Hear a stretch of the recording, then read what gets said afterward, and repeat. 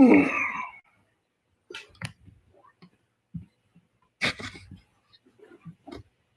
this comfortable.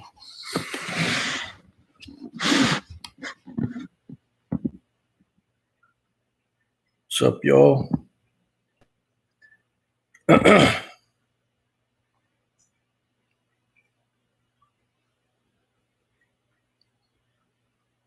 up, Sean?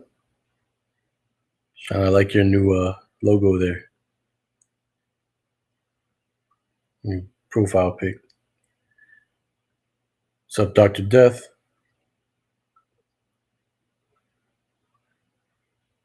I'm about to unplug this and put it on the table. What's up, Drew? Let me clear this space out a little bit.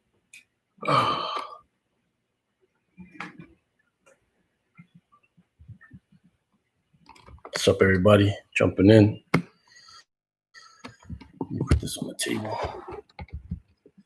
It's kind of hot sitting on top of me. All right. Carl. What's up, Alfonso, Scouser, Alex, Bishop, Corey, Shane, David, Teddy. Sean's just trying to flatten the curve. What's up, Faz? What's up, Matt? You guys are having a good Saturday. Hopefully been enjoying some UFC since it's been back. I wanted to jump on because I know a lot of you guys, some of you guys are in the Telegram group, some of you aren't. Some of you are and just don't look at it all that often. So Dr. Dev said, hopefully the future is not anything bad. I'll wait a couple minutes to tap into that. It's not bad. It's just some changes going on. As you guys know, I haven't really been on YouTube much because I just don't have time really. I mean, I'm working again today in a little while, but I said, let me jump on before I start. I've been doing like crazy amount of hours with all this stuff going on in the world since I work for a news company is my regular job. Obviously that creates a lot of news. And at the same time, with everything that's going on, people aren't really making money.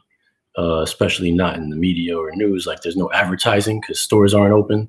So, you know, companies got to cut back on things. And that makes me who, you know, have to work more hours and do more. So it's been keeping me I haven't even been in the studio at all in like, I don't know, 3 months, something like that.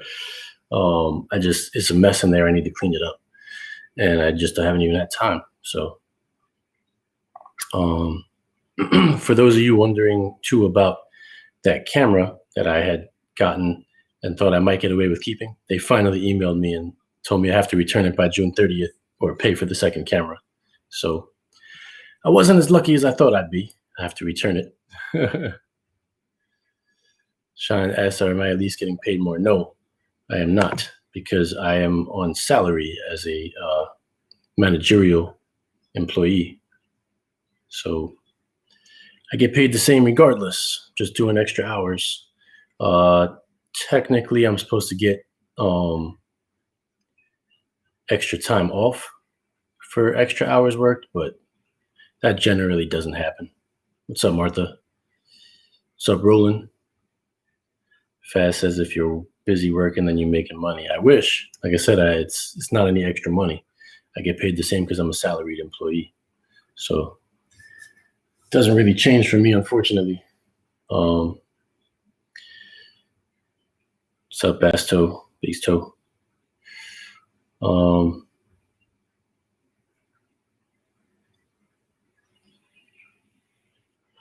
Yeah, see, Dr. Death got furloughed. A lot of people got furloughed through my company too right now.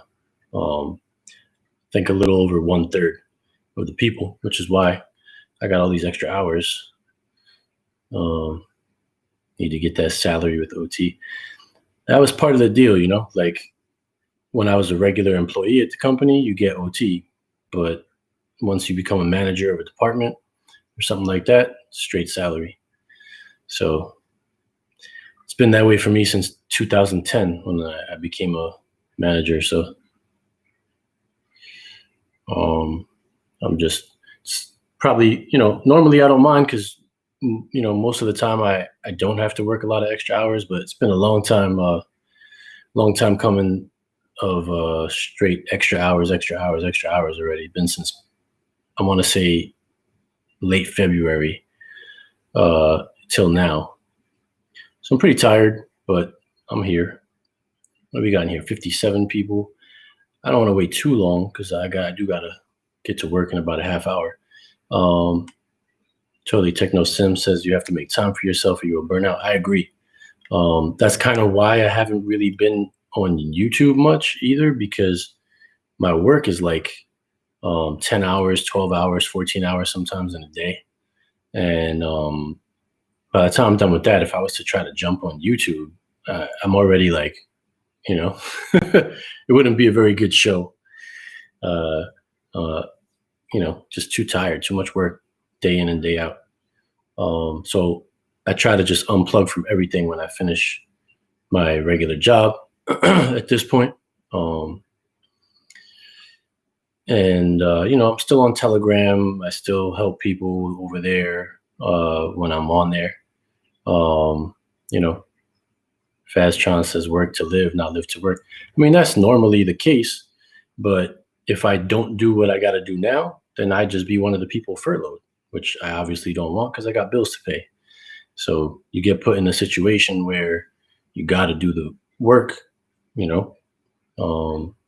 they chose not to furlough me for a reason. So for now, until all this COVID stuff, calms down and sort of starts to normalize and things start to open again and businesses start advertising, then things will go a bit back to normal, for me. But until then, it's kind of difficult. It's a lot of hours. And if I was to just not do it, I mean, then I could be on YouTube all day, but, I don't think I would make, enough money to cover my losses just being on YouTube all day. While this channel helps to make me some money, it's not enough money to live off of, that's for sure. And maybe if I did it full time and my subscriber count got up to some ridiculous number, maybe. But it's also the genre that we're in here, and what we talk about and stuff is not exactly considered friendly, as you guys know. Since YouTube loves to demonetize me a lot, I would have a hard time trying to use this as my primary source of income. But I have been doing a lot of other things on the back end, like while working. In the little lulls that I have, I created a DBA to start a photography business under my current business that I opened in 2019. So it still gets afforded all the protections of my LLC, but I'll be able to do business under that name since I was getting so much photography equipment. I love photography, videography, stuff like that. So, when things open, I'll be able to do it. In the meantime, I've collected equipment, something I've been doing. But as far as we got up to like 77 people in here right now. Hello, Sohail. What's up, Aaron? So we got up to like 77 people in here right now. So I'll start talking about what's happening streaming wise. As many of you guys probably know, over the past year, there's been quite a few times where the wizard wouldn't work, couldn't install builds, and that's due to SSL certificates and issues with my hosting company. And they have taken a lot of time to fix those things for me this year. Prior to this past year, and when I say year, like I pay them every year in July for a year of hosting service. So I mean, from July 2019 to July 2020, they haven't been very good. There's been way too long stretches where the wizard wasn't working, the repo, could only be accessed without secure connection with HTTP, not HTTPS. And the thing with the wizard is it requires HTTPS. So when you want to install builds or do anything within the wizard that requires downloading, the wizard needs to be pulling from an HTTPS location. So anytime the secure site certificates go down for any reason, and this is like a bizarre reason, I don't know why it keeps happening on, like something changed inside of the hosting where it's been very bizarre.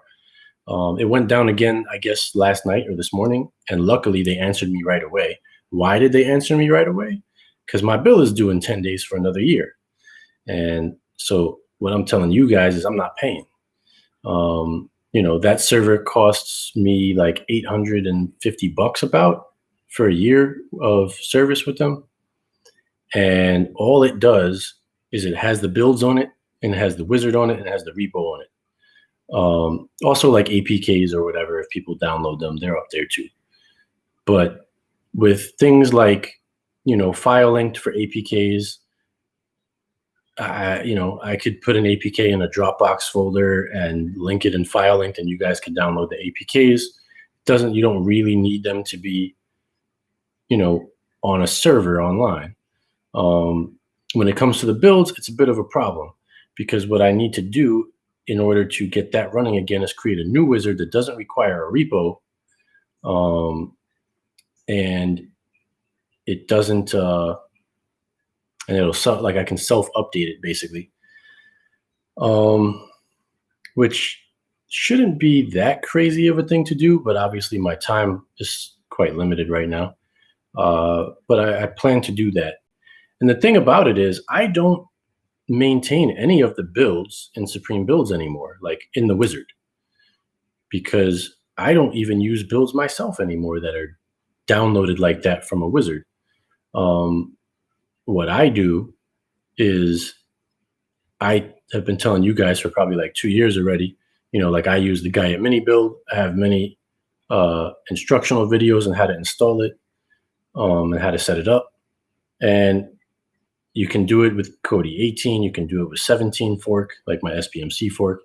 I prefer to do it on 17 because I use Gaia. But if you want to do it on 18, there's a video for that too. I'll make another one again when I get time. But if you look at, there's a video for how to create the Gaia mini build on an Xbox. That's going to be on 18, and that'll work for Android too. It doesn't matter. It's just basically an 18 version. So I don't see a point for me spending $850, or maybe, I don't know what the price is going to be. It won't go down, I'm sure. It was like $850 last year. So I just don't see the point in me spending that for personally. Like, I don't use them. I tell you guys, personally, I think you get a better experience creating your own build. But I understand that not everybody has, the inclination to create their own, even though I show you how to do it in like 30 minutes with Gaia. And please keep in mind that my Gaia mini build instruction, guys, is not just for Gaia. I show you how to do it with Gaia, but you can replace Gaia with any add-on you want. So, it's not exclusively for Gaia. Gaia is just what I use, and I show you what I use. You could take those same instructions, and instead of installing Gaia, just install something like, Exodus Redux or whatever else you want to use instead. And you can install multiple add-ons and keep adding more sections following that guide. When you do it on 17, the Gaia skin already kind of populates Gaia for you. So if you need to add more add-ons, I would look at the version for setting it up on an Xbox, because I had to do that from scratch with the skin. But they make it very simple. It's really not that hard to, because right now, how many good add-ons are there really? Like, being honest with yourselves, like, that give you content that's different from another one. 3, 5? I don't even know anymore because I don't use them.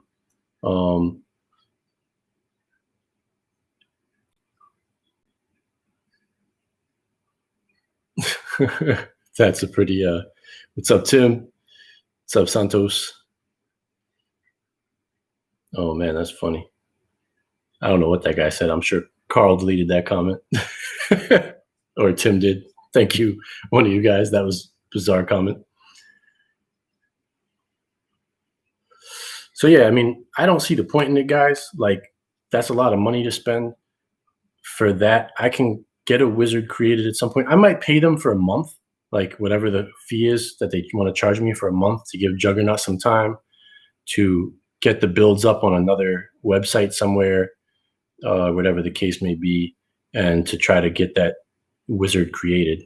You know, and I don't mind creating it, even though I don't actually do anything with the wizard itself anymore. You know, if Juggernaut wants to create it instead of me, if he has more time, I'm fine with that. It doesn't really matter to me. I'm more than happy to help.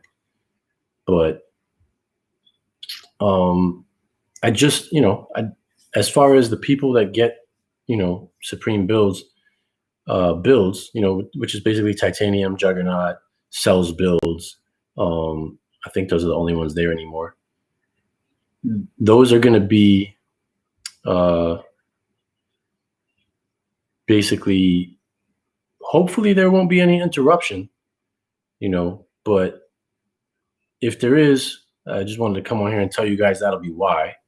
It'll just be because the site ended up down and gone. So like supremebuilds.com will no longer exist once I tell them that I don't want to deal with them anymore.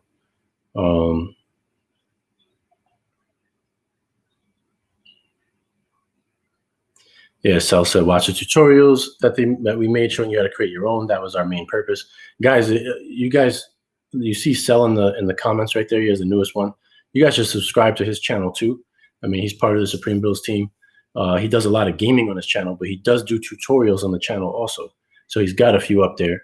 So he can teach you how to make your own builds too. And he makes all kinds of, you know, he makes all kinds of funky builds with different skins, and he can show you how to get those and how to mess with them. So if you're into making your own, definitely give CellX23 a follow on his channel. He'll probably do a couple of videos here and there on how to do it. And I'll continue to show you guys how to make the builds that I use personally, but I've honestly been using the same Gaia mini build for 2 years, and I have no desire to use any. I don't care what comes out as an add-on or what doesn't come out or what goes and comes, who got served notices, which developers left or came. You know, it doesn't matter at all. Somebody want to ban Bill Gates for me? Because he's on some wildness. There we go. Thank you, Carl. Bye, Bill. It was nice talking to you. I hit him. I hit him permanently. I'm about to. Let's see. No, I'll leave him hidden. He's obviously a scammer, a spammer. So yeah, I know. You know, I don't. I think we'll do a lot more tutorials on the Supreme Builds channel when I'm able to, on creating your own stuff as well. But I don't want to remove, my point is I don't want to remove your guys' ability to get Titanium and whatever. Juggernaut's still updating and maintaining them. So we'll figure out a way for you guys to do that. But there may be some sort of time frame where, what's up, Azriel? What's up, Jeff? There may be some sort of time frame where the wizard just doesn't work at all and you can't get any builds. So if you have the build, keep it. Don't mess with it. If you don't have the build, go get it. If you want it, like if you want Titanium or Juggernaut or whatever, go get it soon. Install it. And, you know, if you have it, it's not like it's not going to work. It's just eventually you won't be able to download it with the current version of the wizard because that current version is going to disappear. The reason I have to make that version disappear is because it runs off of a repo and it's set up that way. and I need to make one that does not require a repo, that it's just much better in our current climate to do it that way, I think. It's harder on our end to self-update it, to make a self-updates, but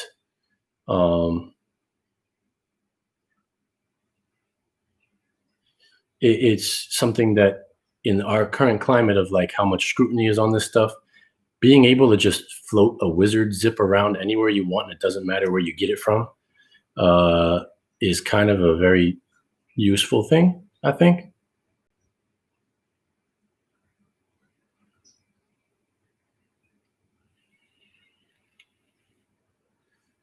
Rest in peace. No, I'm not going anywhere.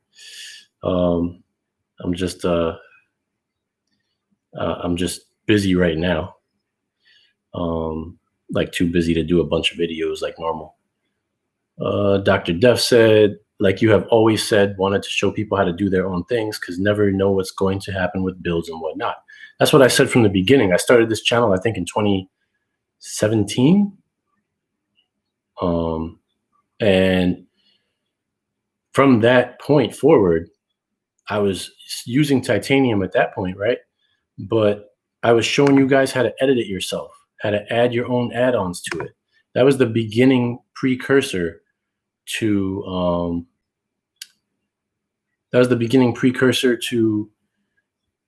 you guys being able to do your own things, you know. And then from there, I said, well, at this point, once so many things happened with add-on developers and add-ons going down every other week and all that stuff, I said, well, it makes more sense at this point to just make your own build than relying on somebody to give you one, because then you're just at their mercy and you're waiting, you know? So I don't think that you guys as end users should be stuck waiting for builders, whether it's me or Juggernaut or anybody else. You guys should know how to do stuff yourself, and it's going to give you a better experience, especially if you've cut the cord, you know, because then you get frustrated or your wife gets frustrated because something doesn't work, and then they're like, I want to pay for cable, and you end up spending money. So knowing how to do it yourself, adding in APKs onto your boxes, knowing how to make your own builds and update them. So let's just say one day, you know, the Gaia goes away. What am I going to do? I'm going to just go get another add-on, Seren or something else that's similar that I like, you know what I mean? And put that in its place. I don't even have to delete my build. I just have to uninstall Gaia, install Seren, and change my submenus, and I'm done. You know, it's not a hard thing to do. And I've been spending whatever 3 to 4 years in one way or another, whether you guys realize it or not, teaching you guys step by step, little by little, how to make your own, because I want you guys to be self-sufficient and you guys to know what you're doing, you know? That was kind of the point of the channel in the first place, was I was getting asked a lot of questions, and I said, instead of continuously typing the answer to these questions, I could just link a video. That's why I started this channel. And then it just turned into, like, you know, a lot more subscribers showed up than I thought. I had no idea what was going to happen here. And, you know, I just kept making more content, and I figured I could teach you guys how to make your own thing entirely. So that's what I did, basically. It's that time asked, which video could I watch now to do that? To do what exactly? To make your own thing? Any of the Gaia mini builds.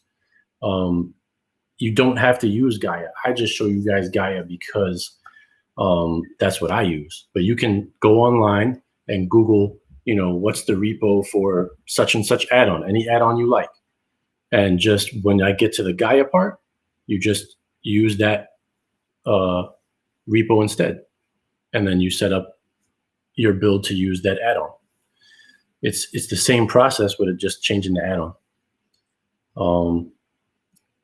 Juggy Jugs. Jug said, what did he miss? Oh man, Jugs, you're too late. I can't repeat all that.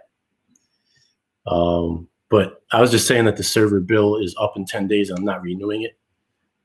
That's basically what I was saying, Jugs.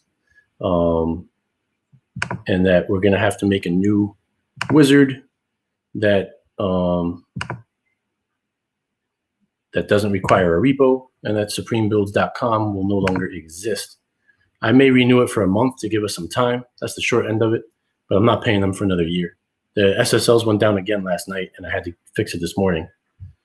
And luckily, they answered me quickly this time, but that's not always the case. So,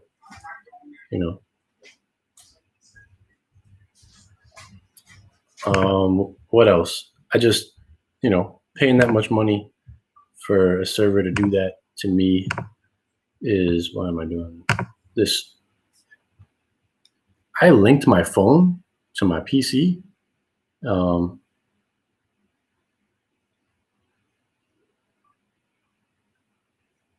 Cancel. And it's really annoying because it will not get rid of, like, every time someone types in Telegram, it starts popping up on the screen. But not only the new one, it pops up all the old ones too. Really, really annoying. So I have to like clear them on the phone in order for them to not keep cycling. To show me how to do that today. Somebody asked me if I lost weight. No, I'm just sitting with my shoulders really scrunched up. So like I'm still pretty much the same. And black slims you down a little bit. I don't think I lost any weight.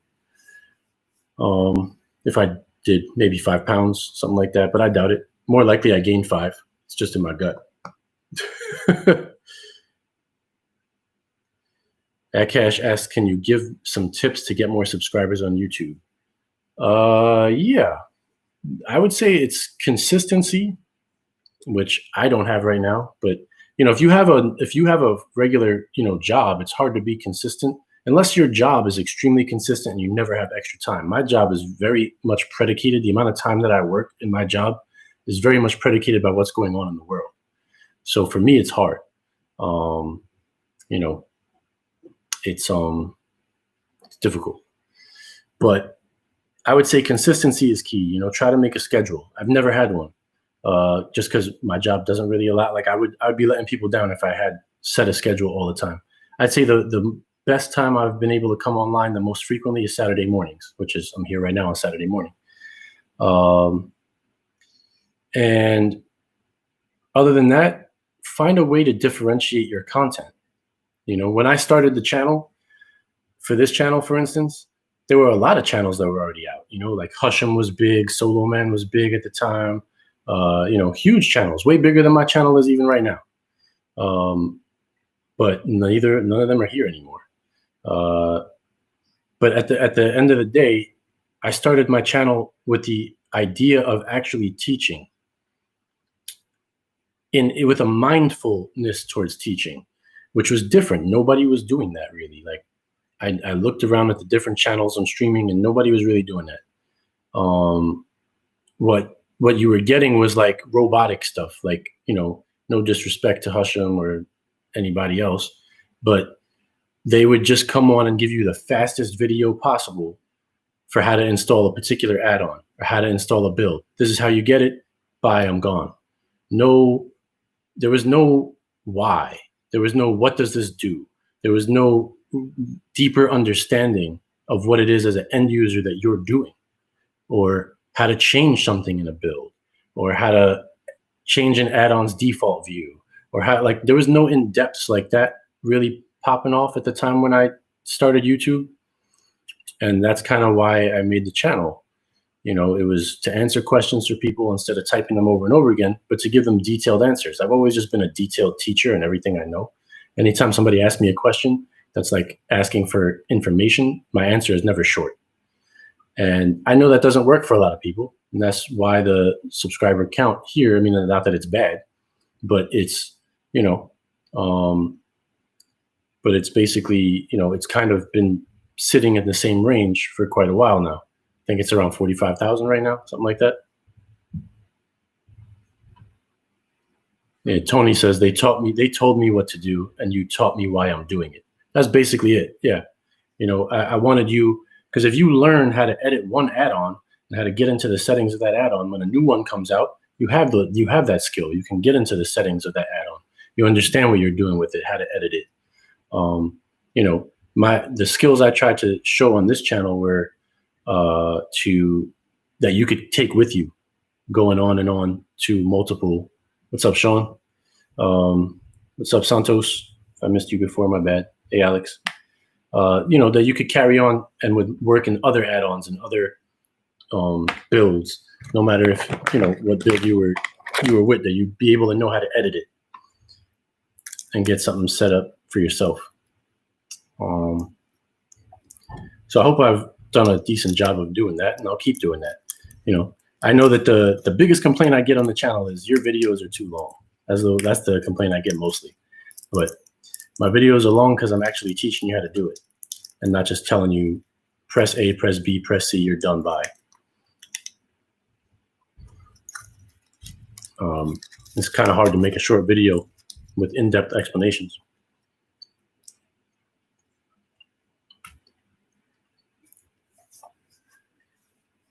But I missed what Juggernaut says. Sean, thank you for the super chat. I greatly appreciate it. It is a big help right about now. Jugs, did you answer? Oh, there's what did I miss? I thought he typed something else again. No, you didn't. Okay. So yeah, thank you. It's that time.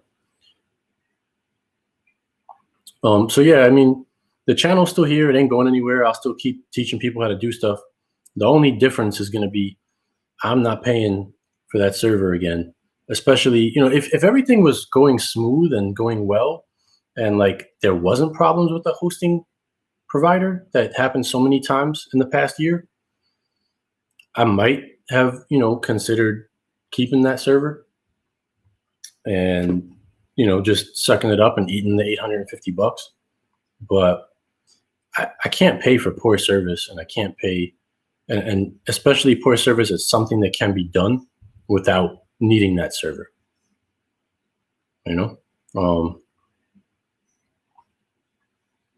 So I just don't see. I feel like I'd be wasting my money to do that. And all I'll tell you guys, really, the big basis of this is go ahead and get your APKs in order. If you have, Titanium or Juggernaut or one of Cell's builds, go ahead and, keep it. It's still going to work. And eventually there will be a new wizard and a new place to install that wizard from. And then you can, update from there.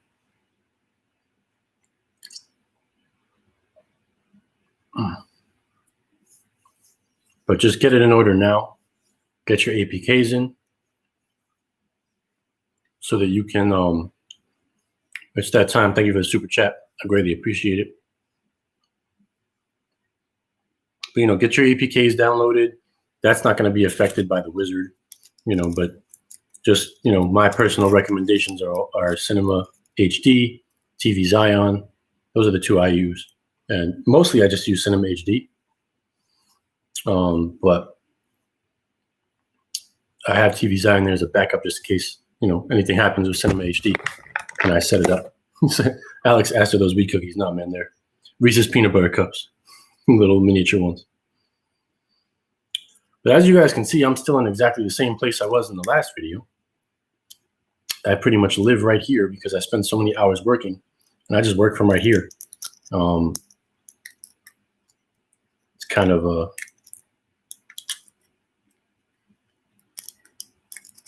You're welcome, Roper. Thank you for the kind words. I haven't eaten anything yet, so I was kind of hungry. And I had this little bag of Reese's on the table. So I grabbed a couple.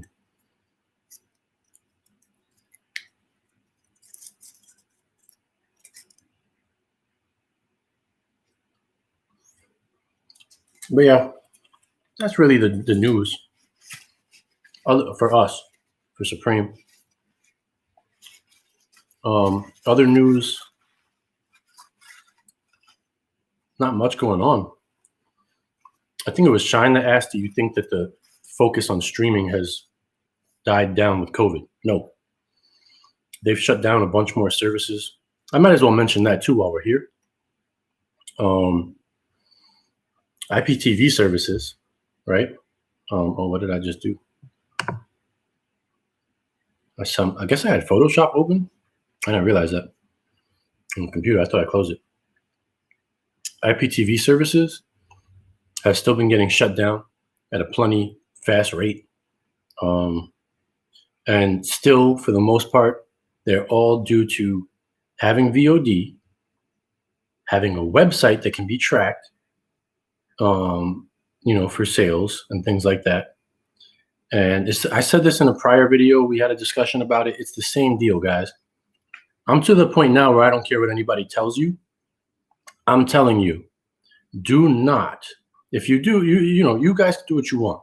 But if you want to keep yourself secure in, watching IPTV or whatever it is, do not go to a website where somebody sells IPTV and put in your information and pay them with a credit card or whatever online, because those websites are getting seized. And when they do get seized, your information is on those websites. Thank you, Gary, for the super chat. I appreciate it. And if the day ever comes, in the UK, they go after end users already. They have the ability to, even though they haven't really seemed to do too much of it, but they have that as in writing in law. We don't have net neutrality anymore. So if somebody wants to change anything and go after you, they can. Dish TV already does it. They send out lawsuits to tons of people. They have a NagraStar or whatever. It's not really a lawsuit. The NagraStar is not really lawyers. If you ever get a NagraStar letter in the mail, it's like an attempt to get you to admit guilt. You can ignore that NagraStar letter, or say, I have no idea what you're talking about, or ignore it like you didn't receive it. You will get a different letter if there's actually some sort of lawsuit than just NagraStar saying, hey, we think this or that. But Dish employs them and sends them after end users already. They try to scare them and get them to pay money. So just my end result is, guys, I know that a lot of you guys watch other YouTubers and, on here, and they may tell you, oh, this is a great IPTV service. Go to this website and sign up. I'm telling you, I would never do that. And I would not want you guys to do it. But you're your own person. You can do what you want. If you're going to get IPTV, just get it directly through somebody. Don't go to no website and sign up for it. There's no reason to put your information out there like that directly in a public domain in that way. And I think that, it's the way to go right now. If you're trying to do that, there's just there's nothing advantageous about doing it through a website.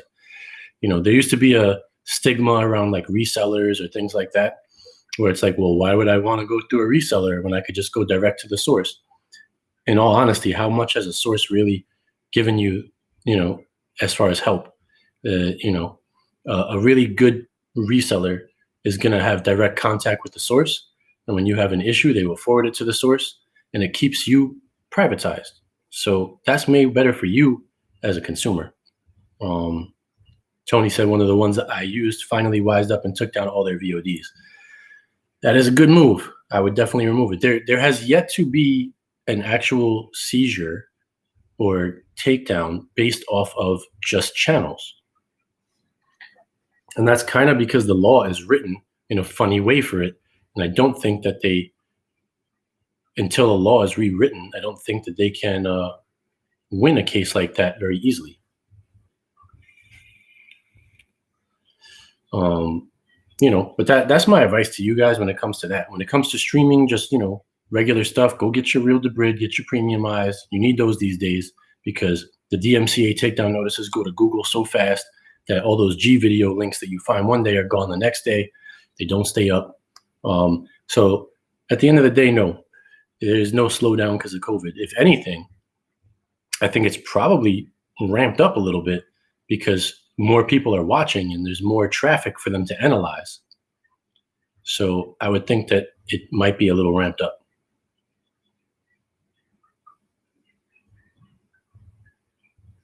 Aaron says, isn't there a way to use a repo wizard directly from GitHub? Sure, you could do that. But you can't you can't do the wizard. Well, you could put your wizard files into GitHub. You could, but you can't install builds. Like GitHub is not going to allow you to put builds on it. and have people, thousands and thousands of people downloading, 150, 200 megabyte files all day long. They won't let you do that. But you could put your repo file there. You could put your wizard file there. But again, the problem with that is you have to make a GitHub account. And then if somebody says, oh, look, this guy has, promotes this or whatever, and they want to come after you, they could, because you now have said, this is my account, and these are my files. Whereas if you just have a wizard that's floating around in space by itself, good luck with that one. It's a lot harder. It's kind of the same premise as I'm telling you, don't go to websites and sign up. Don't put your add-ons, because, people in the add-on community have gotten letters and stuff too. So don't put your add-ons on websites that are open like that either. GitHub is a great way to work with add-ons.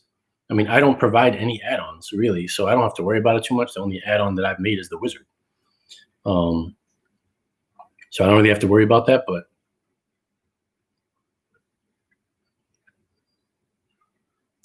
it's that time. Can you reword that? Because I'm not quite understanding what the question is. Do all the premium services, is that what you're saying? All the premium services use a VPN? They don't actually use a VPN. Premiumize gives you access to a VPN, but I've never tried it. Real Debrid, what you have is a secure connection to that server. So you get an HTTPS connection and it's secured, which theoretically should make it more difficult for people to see what you're doing, but it's not the same as a VPN. Your internet service provider, let's say you go to realdebrid.com and you download files from there to your computer without using a VPN. You just go in there and you do it. You're not torrenting, so you probably will not get a letter from your ISP, because the ISP doesn't care what you do. They don't send the letters. They get told to send the letters when companies that are monitoring see that you've attached yourself to a torrent through your IP address. Then they find that IP address and see that it's owned by your ISP, and they serve that ISP a quick notice saying this IP address that's a subscriber of yours was torrenting, or whatever the case may be, right? And then they have no choice but to send you a letter because they were served with one. That's how that works, basically. And it's all done digitally now, so it's super fast. But when you go to Real Debrid, you're probably not going to get one because you're not torrenting. You're downloading directly from their server, but it doesn't mean your ISP can't see what you're doing. They can. Your ISP still knows what you're doing. They still know you've connected to Real Debrid. That's the difference between a VPN and not a VPN. And if one day your ISP decides that, some ISPs do provide content, like Verizon provides their on-demand content. A lot of them do. So some of them have stakes in other companies that provide content. So they may not like you doing that. And at some point they may say, well, we'll throttle you, or we'll block your connection. We'll update our DNS servers to not allow connection to this. So there's things that they can do, and because they know you've connected. But if you use a VPN, they have no idea you connected. They just know you connected to the VPN. So that's kind of the difference. My opinion is that you should always have your own VPN at this point in time when you're doing those things, unless you have a really slow internet speed to begin with, because the VPN is going to slow you down. It's just the nature of encrypting data and sending it from server to server. It's hopping. So it's going to make your speed slow. But if you have good speed, people get hung up on, oh, what's your speed test on a VPN? Does it matter? If you're just putting it on your NVIDIA Shield or whatever and you're streaming, who cares what your speed test is? As long as you're streaming without buffering, that's all that matters. It doesn't matter how much it slows it down. If you have, like I have 1 gigabit per second internet, and I use Nord now. And with Nord, I get, depending on the server, anywhere from 200 to 280 download speed. That's a huge drop off from 1 gigabit. But why do I care? 200 to 280 works just fine. All right, Jugs, take care. I could stream 8K with that speed. I don't, so what difference does it make to me? It doesn't. And if I'm going to go download something from Real Debrid or wherever, I turn my VPN on the computer before I do that. And I don't care if it downloads a little slower, whatever. Happy Father's Day to you, Juggernaut. Happy Father's Day to you, Tim, if you are. Since Jugs is having that. And happy Father's Day tomorrow to all the fathers out there. I didn't even think about that. All the days are blending together for me. I didn't even think that tomorrow was Father's Day. I knew it was coming, but I forgot. I just turn it on while I do that, and then I turn it off when I'm done. And you don't need a VPN on to watch Netflix. If you pay for Netflix, just watch it without a VPN. You're doing something completely legal, not in a gray area, not illegal. It's all good. Get your full speed on your computer doing everything else you do. I'm not going to put on a VPN to stream to YouTube. It makes no sense. I'm doing something totally legal right here. There's no issue with it.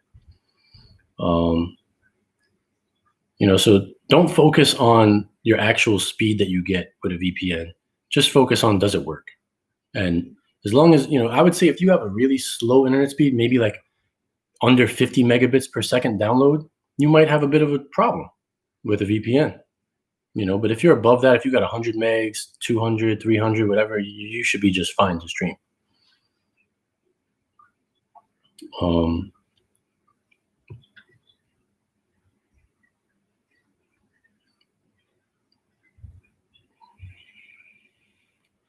Michael Ferrado is asking, is there an APK covering some of the shows on Kwibi? I'm not sure. I haven't seen one. So I guess my initial answer is going to be not that I know of. I can try to see and look, but I don't know of one.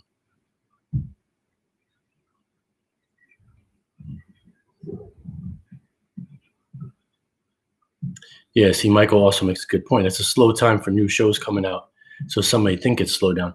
That's the problem because, right, they film all these shows that you love to watch on TV, right? And, you watch like whatever, let's just say, I don't know, Walking Dead. Well, I use that as an example because I personally watch that show, and Fear the Walking Dead. I like those shows. They film all those shows and then they air them. When COVID hit, there's no filming.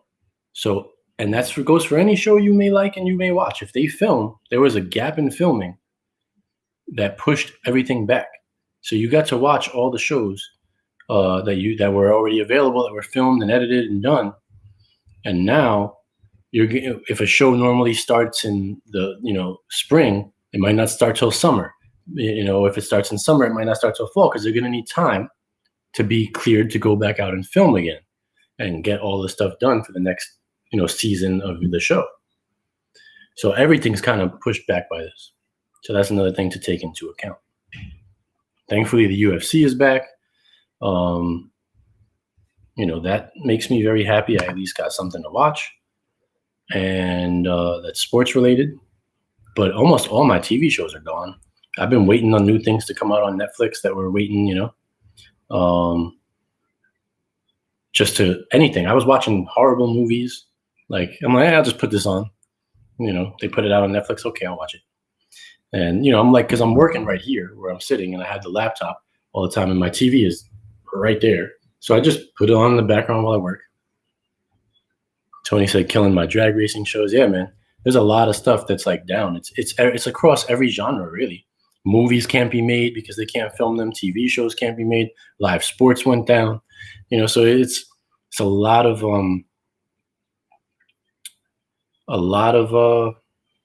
just blank space, basically, of time. In the beginning, it was okay because it was, but the longer this goes on, the longer that blank time is going to be.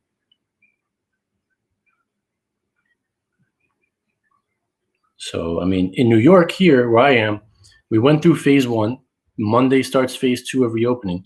We went from the highest rates in the country in America to the lowest rates in America just by observing proper, rules. And we did a pretty good job of that, I'd say, overall, because it clearly shows. And then you have a place like Florida where Cell lives, unfortunately, that they went from one of the lowest rates to one of the highest rates now. Now they have like the highest rate, like the highest daily. They keep increasing their daily rate every day because they just opened everything up and they just went, we don't care. We care more about business than people. And they opened everything up. And I get it. It's a tough thing to do. There's a fine line between, shutting your entire economy down, but you have to value in the value of people's lives into that,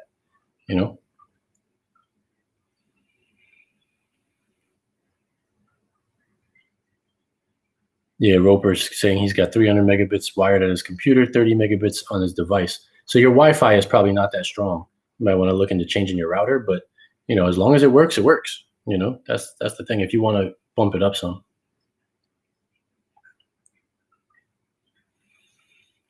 Yeah, see, Ruben says in Jacksonville, Florida, every day there are more cases. People are walking around like it's over. And that's the problem.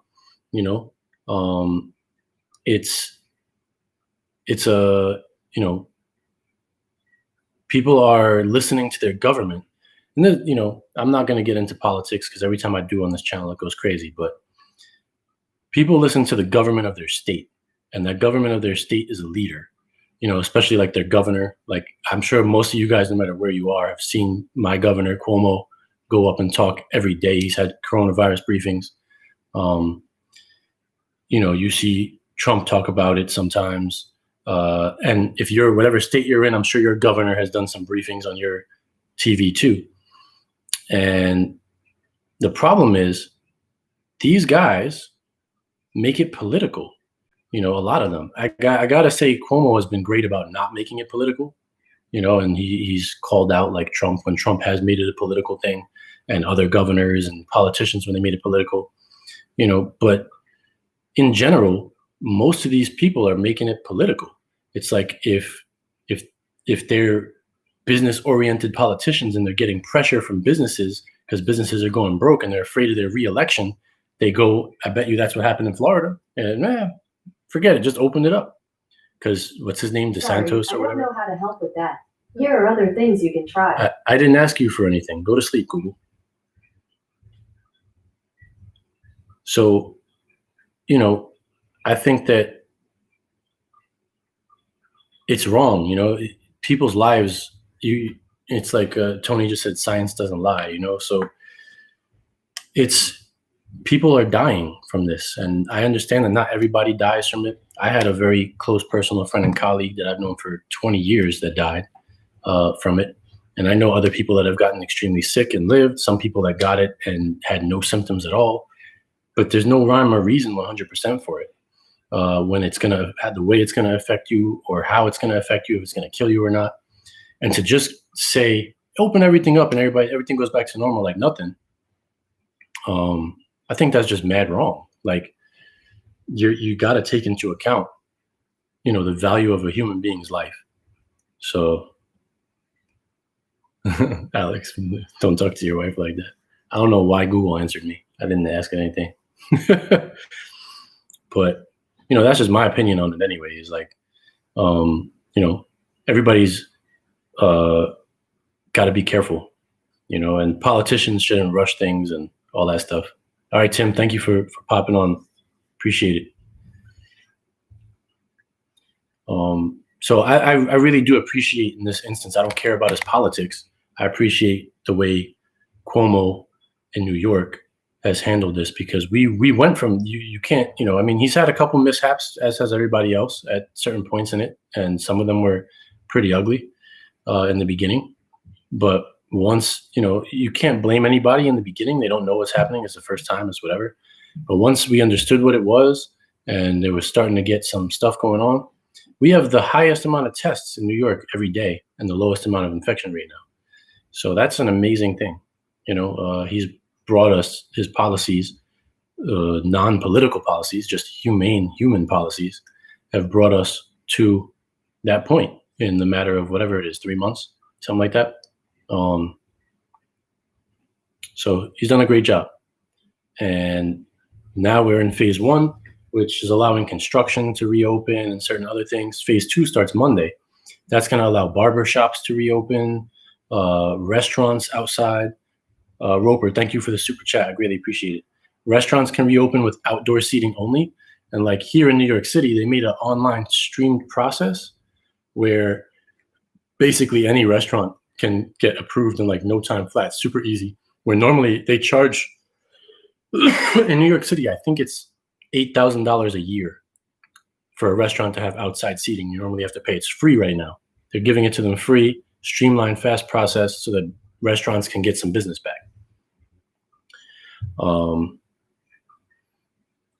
So that's a good thing. The city's just helping out with that. I don't know what they're doing in the rest of the state. That's what the city's doing. So hopefully we can start going out and eating outside at some restaurants, and they just, they have to follow rules and place the tables at certain distances, and all the servers have to wear masks and all that stuff. And great, that's cool, and we'll see how that phase goes, and hopefully it doesn't make an increase. That's a big one. So, but doing it in these phases is way better, clearly, because if you look at any state that just reopened, not just Florida, I think Arizona just reopened. There was it's up in 15 states where they all just reopened, and all of them are up. So it's not like that's data you can use to say this is a bad idea.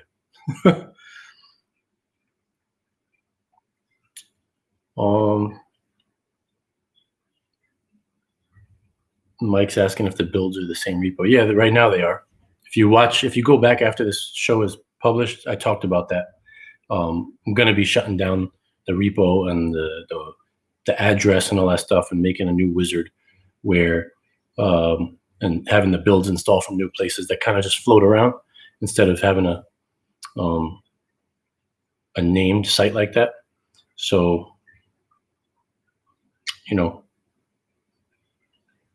that'll change, but right now, yeah, they're still there. Tony says phases are good, but you still have to follow the exactly. But the data has already come out and said just acting like nothing is here, like there's no virus that exists, is bad. We see that already. We know that's bad. So the next thing to try, because like I said, it's a balance. You don't want your economy sitting still forever. So the next thing to try is going to be,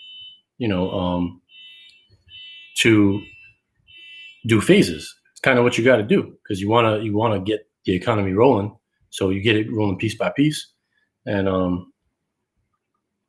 Faz says, do I have to update my build? No.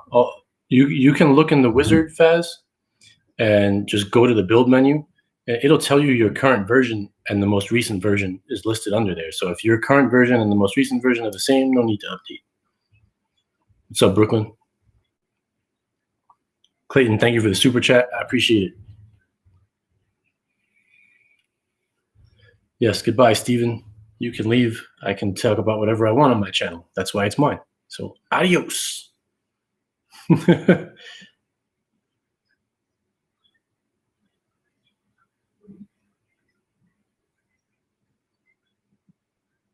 Did I make a video on how to download premium links from premium service website? I didn't, but all you got to do is log in to them, and they make it pretty easy. On Real to Brid, there's a section called Useful Links, and you can click Downloads, and it'll show you everything that you've used. Matt, I appreciate the super chat. Thank you very much.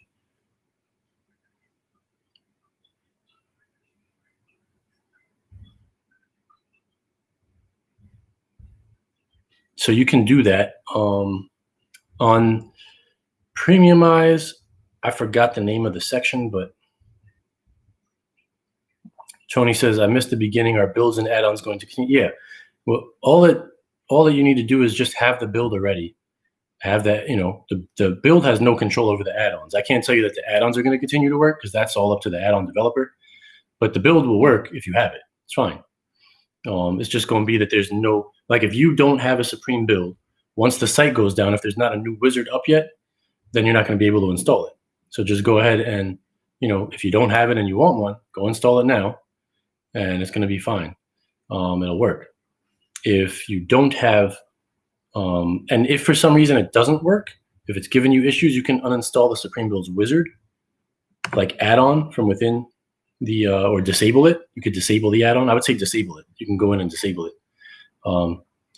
Easy News is the easiest thing to download from. You just go in, you search for what you're looking for, and you just click on it, and it just downloads instantly.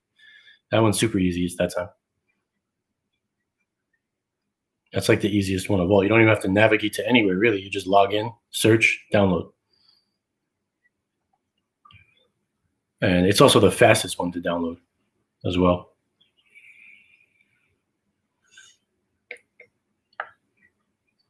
Roper says, yeah, some banks are funny about that, because when you pay for Real to Brid, it's a if you're using like your debit card or your bank account or a credit card, it's an overseas charge, and they will decline it initially if you don't tell them ahead of time that you're going to make an overseas charge.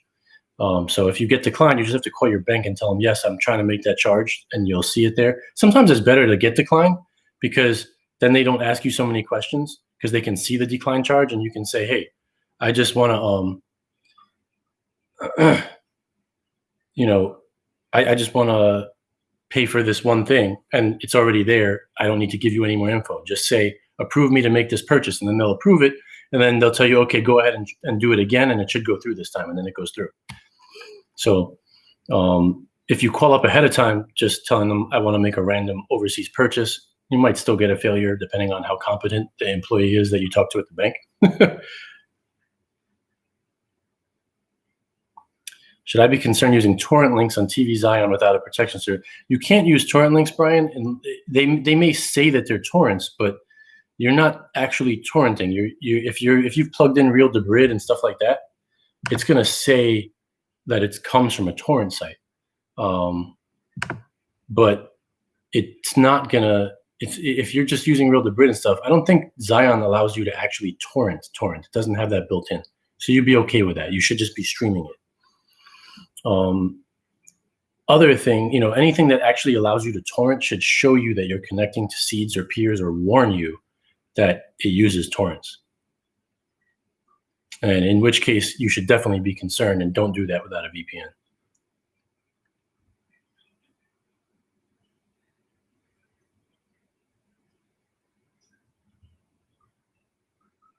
Aaron's asking, no, you can't really do that unless, you could, if you have like some serious technical skills, you could download the zip file of the build and put it on an SD card and then load it from the SD card, I guess, onto other devices. Aaron, you could probably do that, but you'd still have to set up the device first.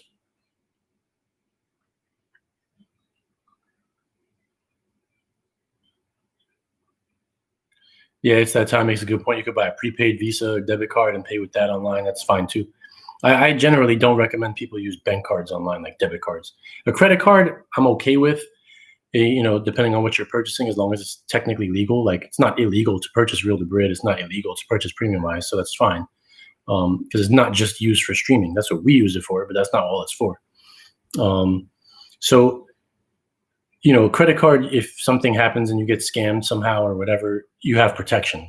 A bank is so much harder. Like, yeah, they say you have protection, but I've had instances, and my mom's had instances where somebody, did that, got hold of the bank card information, and it was terrible. So I pretty much never use my debit card anywhere.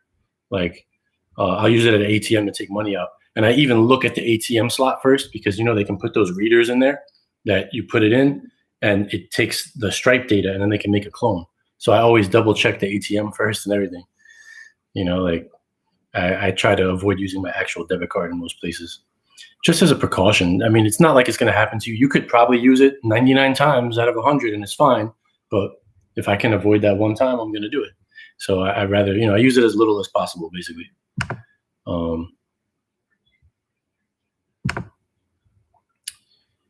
So yeah, guys, that's it for now. Nothing, we're not stopping. We're not, we're going to keep going. The channel's going. We'll get the builds up somewhere with a wizard and make it work where you guys can download them again. But I'm not going to pay $150 to a server company that's failed me so many times in this past year.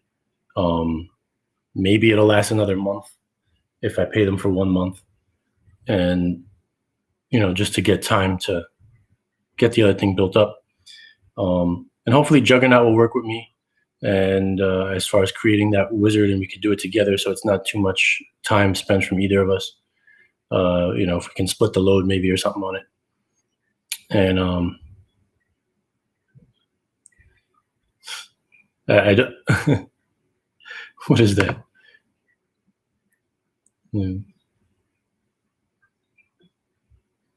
Why are there so many weird, like, spammers now? You guys notice that on a lot of shows? There's just more spammers. Like, bizarreness.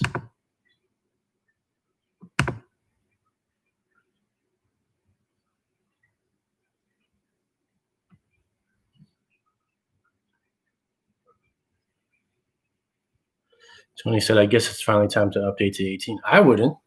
If it depends what you're using. If you're using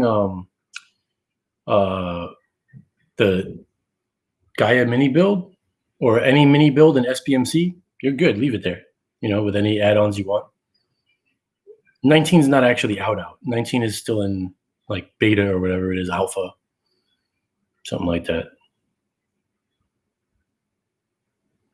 Aaron asks, is there any chance you two will make the work on the Wizard into a show? Probably not, only because it's just more time consuming that way. It'll take us longer to make it. And I don't know about Juggernaut, but I believe he's shorter on time too, because he's also started a new job. But that's probably the only reason why not. But otherwise, I wouldn't mind doing that.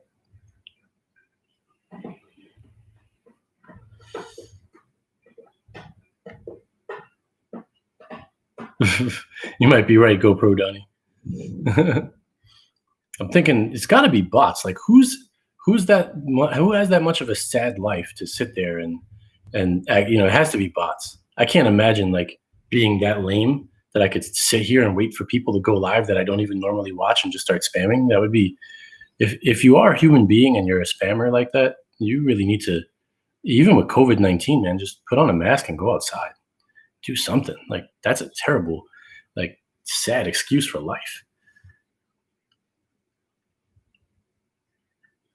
Can I get to you in the gram? Yeah, anyone can message me on Telegram. I just might take a while to answer if I'm working, but definitely answer. I'll answer you. And if I don't answer you within like a day, just message me again. Because sometimes I get it's on your phone, right? So you get a list, and I might end up with, in the time I'm working, if I work 12 or 14 hours or something, I got 75 messages, and I don't see them all because they've gone so far down the list. Because I try to, like, if I get a little break, I try to go in and answer a few, and then they get marked as, unread, and then unread ones are at the top. Then I get gaps between unread, read, and I don't realize that there were more at the bottom that I didn't read. So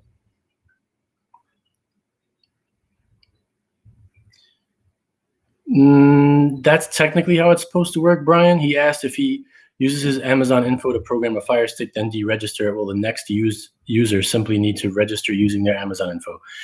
Theoretically, that's the way it's supposed to work. But like Storm had done that, and she was getting crazy charges from other people, even though she deregistered, getting tons of charges from other people renting movies and stuff like that, were going back to her anyway. So I wouldn't do that. That's how it's supposed to work, but clearly it's not the only way it works. And maybe there's a way you can mess up doing it. I don't know, but what I would do. Yeah, see, Aaron said the same thing. He's heard of people getting slammed with bills. What I would do if you're going to do that is create a whole separate account that has no payment information or nothing, just for that purpose, to set it up. I would rather do that.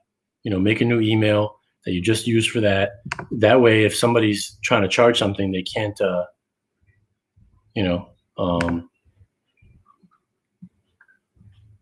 somebody's trying to charge for something, they got nothing to charge back on you for. Transfer says, yeah, man. Storm literally had something like, and she showed me the bills. She had like $700 and something of charges from different sticks that she gave out to people. So, and it didn't happen right away either. I think that they changed something in on the Amazon end that made it wonky or something like that, because some of those sticks were out for quite a long time that she was deregistered for, and then all of a sudden she was getting charges on it.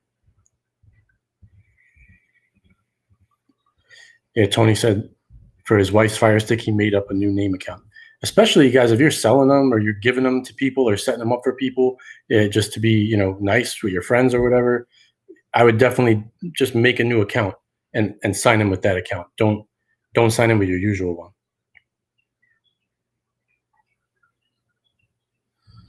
Just to be safe, can't hurt.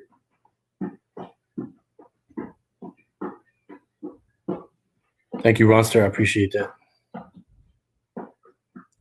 Any new videos about installing custom ROMs on Android boxes? No, I haven't done that. I mean, I use the Shield. I review some Android boxes, the only other box honestly, the only box, and it's only for the purposes of IPTV usage, is that what are those called?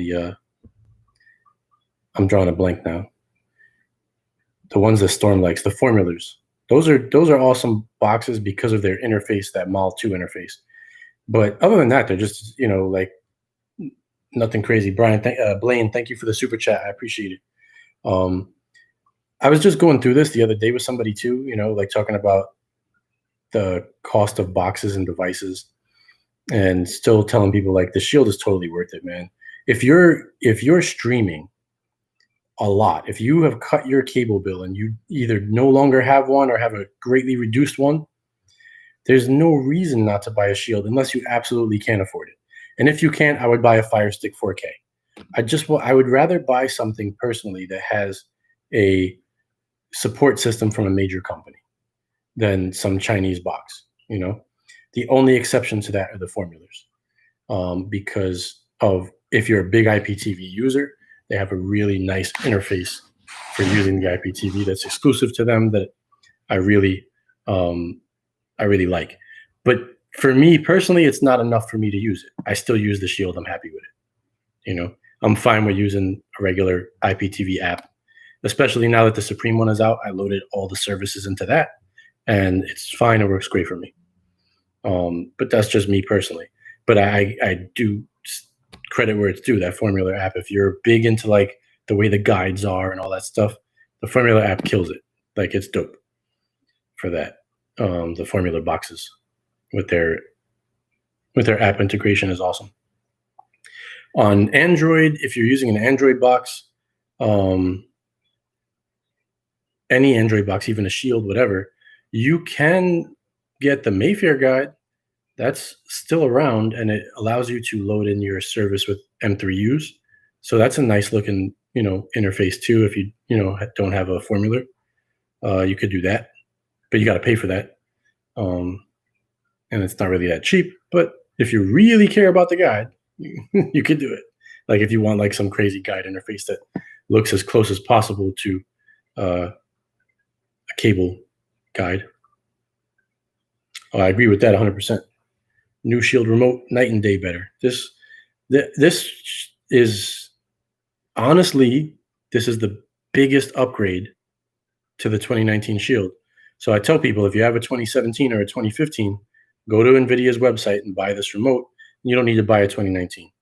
The only thing good about the 2019 besides this remote that's really a big noticeable feature is that AI upscaling works really well, and it's starting to work on more things. I forgot what I was using it for the other day, and it worked. It works on YouTube. It works on. It was working. I was working on Plex. I was watching something in Plex, and I was able to AI upscale through Plex, which is pretty dope. So it's good for that. So I was watching a 1080 file on my Plex, and the Shield was AI upscaling it to my 4K TV at 4K. So that's pretty cool. But the 2017 and 15 Shield do standard upscaling, and it still goes to 4K. The AI just works nicer. It adds more sharpness around the edges of things, pops the colors a little more. It's a noticeable difference, and you can even split the screen side by side to see half and half on your screen. So that's the only reasons I would get a 2019 if you already have an older one. If you don't have one, the 2019 is the way to go. And buy the Pro. I don't have other people have had big problems with the regular cylinder version. I've had small problems, mostly sound problems, and they won't go away. I've switched ports, and I've switched cables on my TV, and it doesn't matter. It doesn't, like, the sound won't come out of it sometimes until I restart the Shield, and then it comes back on. And so that's a small annoyance for me, but an annoyance nonetheless. So I say just that annoyance over time, if you're going to have that device for 3-4 years or whatever, that amount of annoyance for that long is worth $50 to me, to spend the extra $50 to buy the Pro. Plus you get the USB ports. So if you're the type of person that wants extra storage, because it's a 16 gig device that's the other thing too. The cylinder is 8, the Pro is 16. 16 gig device. But if you want to get into gaming and things like that on it, and you like games, you definitely want the Pro, because you got a micro SD card you could plug in to expand, but micro SD cards are way more prone to failure, especially in a hot device like that over time.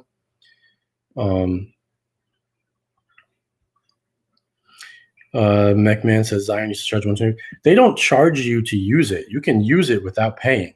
They charge you to get Zion Club, which removes all the ads, and I believe they like give you some sort of extra links with Zion Club. But I don't know what the current price is. I did pay for it when it first came out just to check it out, and it made the interface a little bit smoother and easier to use and got rid of the ads. So it was nice, and that's a way to support the developer. Really, that's what they're charging for, because they're not you're taking away the ads, so they're not getting paid for the ads, and in exchange, you just give them a one-time payment per year. Is the AI upscale noticeable? Yes, definitely. Please remind me how to donate super chat. It depends on what device you're on, but next to where you could type in a comment, right underneath that, or around it somewhere, there should be a little $sign, like a gray $sign. You can hit that, and then you can even ask a question while super chatting. So it'll, your question will highlight with a color because it was a super chat, and it just makes makes it easy to see. So it depends what device you're on, exactly where it is, but it's a $sign logo somewhere. It should be somewhere near where you can type to chat. Somewhere in that area. If all you do is watch movies and TV series, $50 Android boxes work great. Been using them for a couple of years now. Sure, do what works for you. But you got to keep in mind that those devices have no support, and they're made in China, and they have hacked together versions of Android that are meant for tablets. Usually, they're not designed for TV, and there's certain limitations with that come with it. Until you use a Shield, you don't really know the difference. But yes, you can do it. But I would rather just, if I was going to spend $50, I'd rather buy a Fire Stick 4K than any Android Chinese box. That's what I'd spend my $50 on. I want support. I want, if it breaks, I get a new one. I want, the ability to have a community of lots of other people using the same device that I can talk to. That's it. You don't see a ton of things online for each individual Android box, how to do everything with it. That's a Chinese box. You might get a little review for that box, and that's about it. So there's definitely differences. I think if you have the money to spend, you're going to get the absolute best experience possible buying an NVIDIA Shield. I've been using them since 2015, and I don't use anything else. And just about anyone that's bought a Shield, even if they think it's overkill or whatever, will still tell you it's the best experience when it comes to actually playing. You have all the codecs for audio and video are all built in, so you never run into a stream that it won't play sound on. It's great like that. It's just very compatible with just about everything. And if you don't have the money for a Shield, a Fire Stick 4K would be where I'd go. That's pretty much the only two devices I'd really consider buying, other than the Formula Z's, and that I would only be buying that because I really care about the IPTV interface. Jeff says the Shield Pro goes for $360. No, the Shield Pro's regular price is $200, I believe, and the Tube one is $150. I think that's right. Oh yeah, that's true. TiVo Stream 4K. I mean, that's another company that should have support, so I'm okay with that one also, Jason. And actually, I don't, right now I know there's some hiccups with it, but when it's all said and done and the firmwares are all updated and it's full, I may prefer that over the Fire Stick. Why? Because I prefer Android TV interface over Amazon's interface. So I might end up replacing my recommendation of a 4K Fire Stick to the TiVo Stream 4K. It's just, I know right now there's certain issues still that's got to get ironed out. So, but I might consider that one too. If you're seeing it for $360, Jeff, it's probably because it's sold out.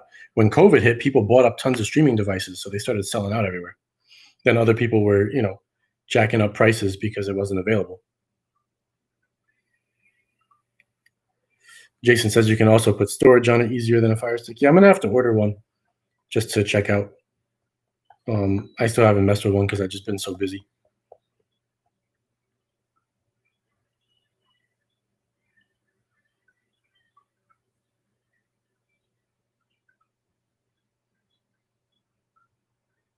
360 on Amazon. Yeah, that means it's not being sold by NVIDIA. NVIDIA is probably sold out. Somebody has some, and they're trying to get you. Just wait. Use whatever you got. It's not worth it to spend that much. Oh, Best Buy has it for $212. So, but is that $212 before tax? And is that American $212, or are you in like Canada and it's $212 Canadian? Yeah, Mike says $200 is the regular price.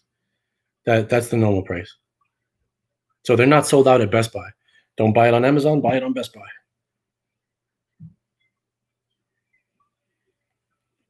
That means they have them at least.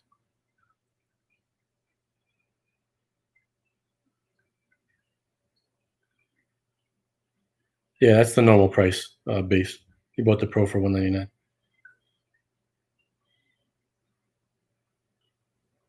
You're welcome, Cruiser. I mean, think about this when it comes to NVIDIA too, right? You could have bought a Shield in 2015, okay, 5 years ago.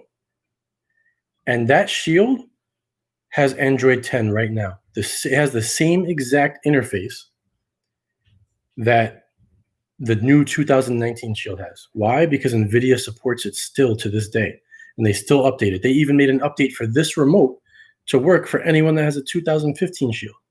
It's little things like that, which are really big things when you think about it. Think about it in the world of Kodi. In 2015, what version of Android were we on? Was it 4? Was it 5? I don't remember. But at a certain point, you had problems with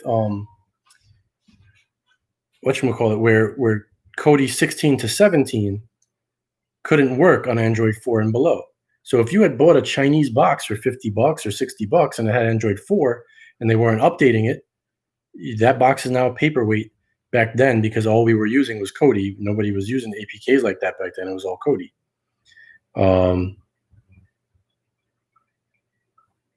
So when you think about that, then you got to go buy another one for another $60 or $50. And now you spent $100. And then how long is that going to last? How many updates are you going to get? Stuff like that. So it's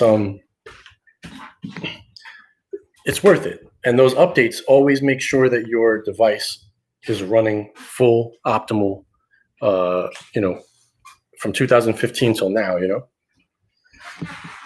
So that's a rare thing. And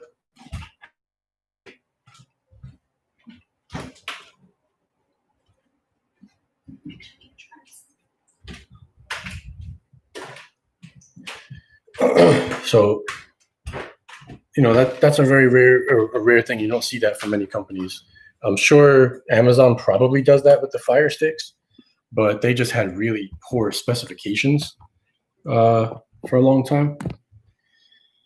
So I couldn't recommend any of them until the 4K one.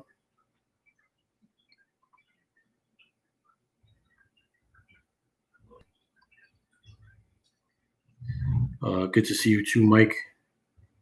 Lorraine says you could find deals on eBay. Be a little careful of that. Just make sure that it's a legit Shield, because there are Chinese companies that make an exact replica of the Shield. Somebody might try to sell you one of those on eBay, but you definitely can find deals. I would, if you're going to buy a Shield on eBay, I'd probably just ask for maybe some extra pictures, unless they really show you, some really detailed photos so that it's definitely an NVIDIA Shield. Sound Chaser, thank you for the super chat. I appreciate it.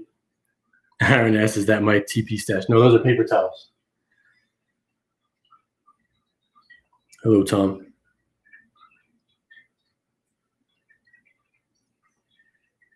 Terrence is building a desktop with the Ryzen 3900X. Got the MSI 15 Prestige in the intro. How you liking that Prestige 15 so far? I mean, it's obviously not a desktop, but I feel like for a laptop, it runs pretty damn nice. I'm using it right now, talking to you guys on it. So, thank you, Alistair.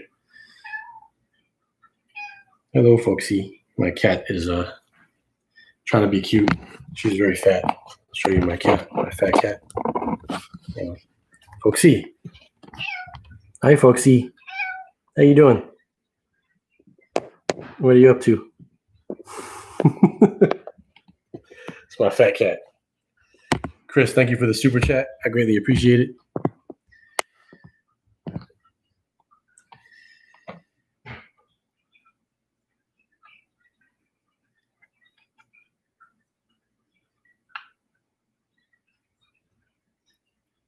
Terrence, I upgraded my Prestige 15 too. I added 64 gigs of RAM in it instead of 32. I just got Samsung RAM off Amazon.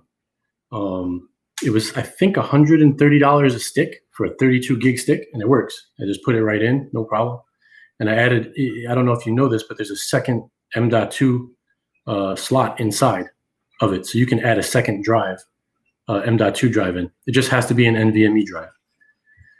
So those are the two things you can easily upgrade if you want to.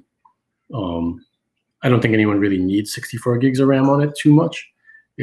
I did it more because I import lots of photos to Photoshop at the same time, and that will eat up your RAM. But unless you're doing huge mass edits, then not really necessary. Kiko, my man, what's cracking? Hold on, I'm gonna get a drink real quick.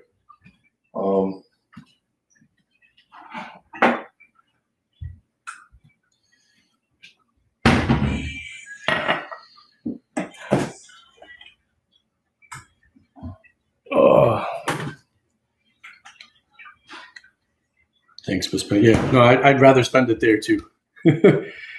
But it's good to know that it's kind of, it has a decent ability for upgrades, more so than most laptops at least. It's another reason I kind of like it. My only other choice that I thought of was the XPS from Dell. Dell makes an XPS 17 now, which is definitely kind of nice. Yeah, I fixed the certificate error this morning, Jen. It says, looks like the certificate error is fixed.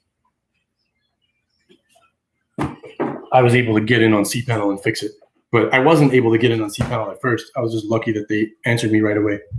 Ms., thank you for the super chat. I greatly appreciate it.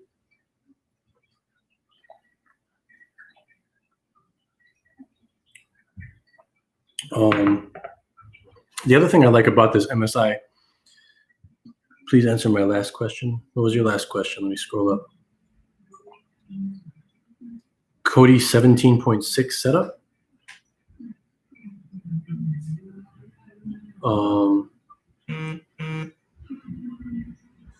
Is my Seren tutorial from November 2018 still good? Yeah, you can do that.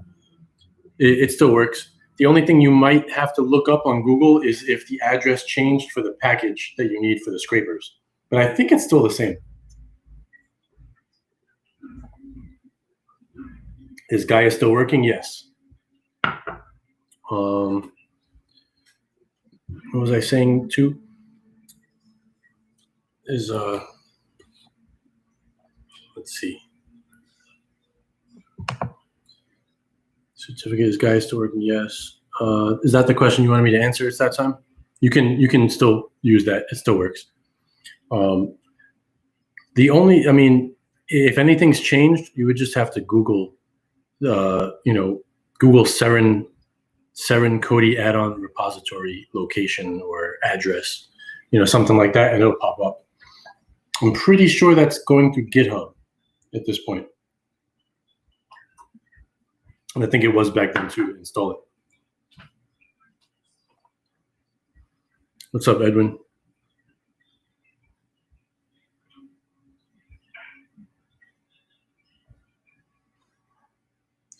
Gentleman says, what's your professional background? Are you a developer? Just curious what it takes to create builds. My professional background is more media and design, photography, video based, like, I guess, content creation. Like, I really belong doing something slightly different than, what I do, but my whole background comes from photography initially, then to digital photography and digital video. I was using camcorders when they still had VHS tapes. But professionally, I work for the media as my main job. And I do a lot of I'm a pre-press manager. So I do a whole lot of pre-flight checks and color corrections and page layouts before things go to print to get printed. None of that necessarily helps you to create builds, really. Pardon me, aside from the graphics part of it, because I can create some interesting graphics for, the build, or for a wizard or a repo, icons. It's about all that really factors in there. To make builds, I've been teaching you guys how to make builds on this channel for years. To make one, all you gotta do is play around. I learned how to do this from playing with it.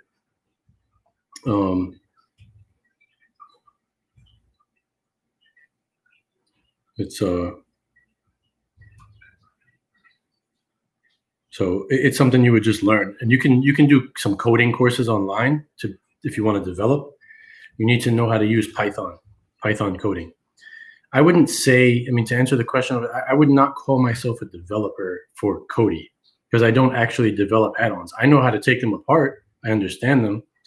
I probably could do one, but I have no inclination to want to. I can edit them, put them back together, stuff like that.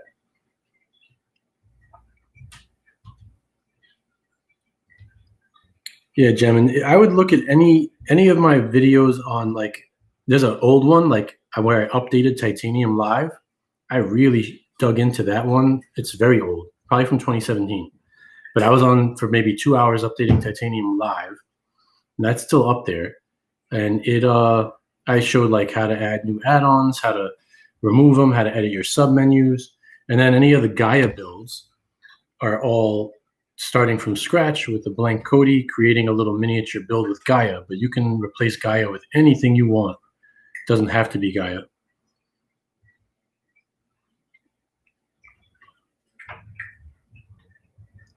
You can only use one premium service.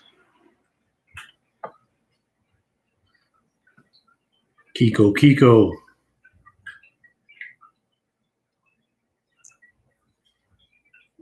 What's up, Bama?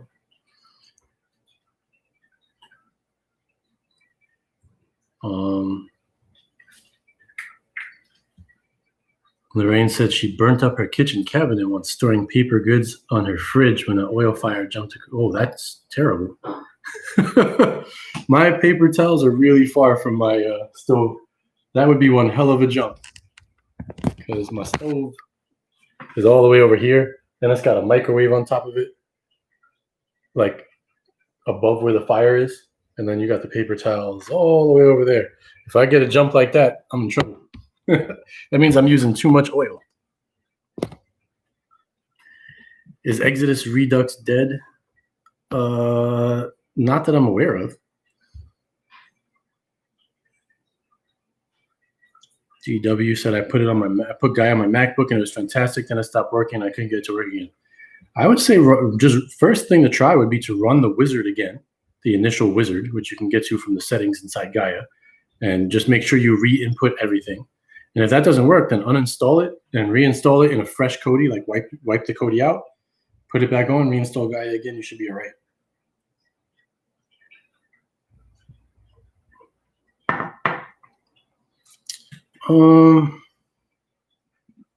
Yeah, the Gaia one is always the same. All of them still work equally. And the newest video I have on setting up the shield does the whole Gaia thing too. So if you guys buy a new shield, or you get a shield, or you got to set one up, throw on the newest one that says how to set up the 2019 Shield Pro, and just go through the whole thing. And start to finish, you'll get your APKs on. You'll get a mini Gaia build in there. People were like, oh my God, it's 2 hours. But it's 2 hours. Like, I showed everything from all the settings inside the shield. And if you don't care about the settings of the shield or whatever, just skip to like the hour mark. And then it changes over to, how to set up all the streaming stuff. But I gave detailed explanations what every setting does. Gilness says, do a video on Easy News again, please. I can, but it's like the video is it's the same. You sign in, search for something, click on it, and it downloads. That's all there is to it. All right, Clayton, thank you for hanging out.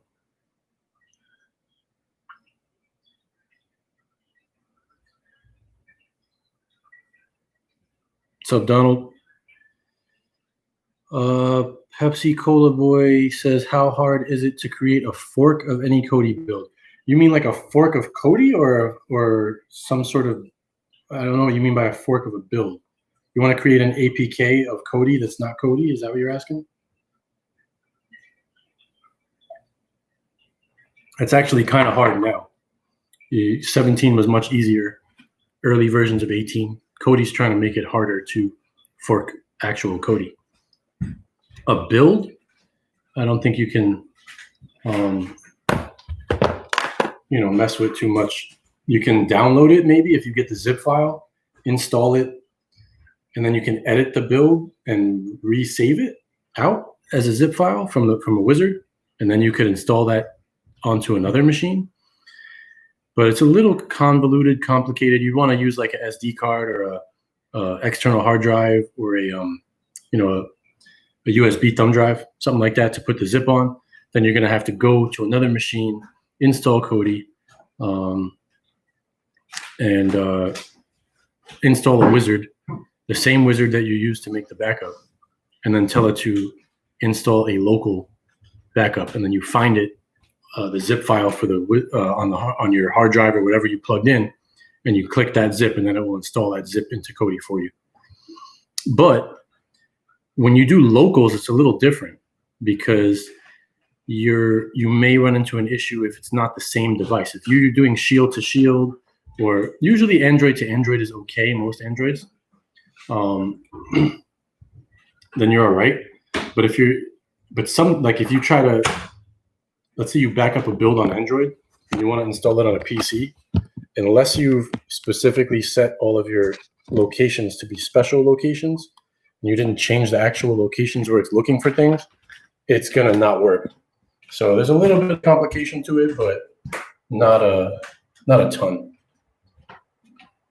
I'm just gonna switch to my, because I got a little bit more that I didn't have to tap into work yet, so I'm still here with you guys. Steel, thank you for the super chat. I appreciate it.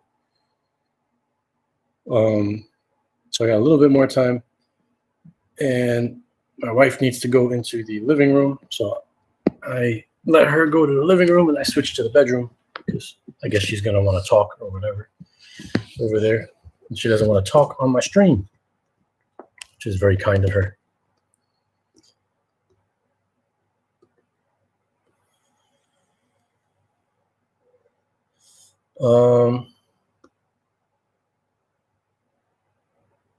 Is Easy News the Usenet group you can set up? Yes, it is. So if you put your Easy News credentials into Gaia, and when you search for streams, if there is a stream on Easy News, it will usually show you one stream, and you can click that, and it plays super fast if they have them, because their servers are so much faster. Like Easy News undoubtedly has faster servers than Real to Grid, faster servers than Premium Eyes. I would rank them as Easy News fastest servers, Premium Eyes second, Real to Grid third.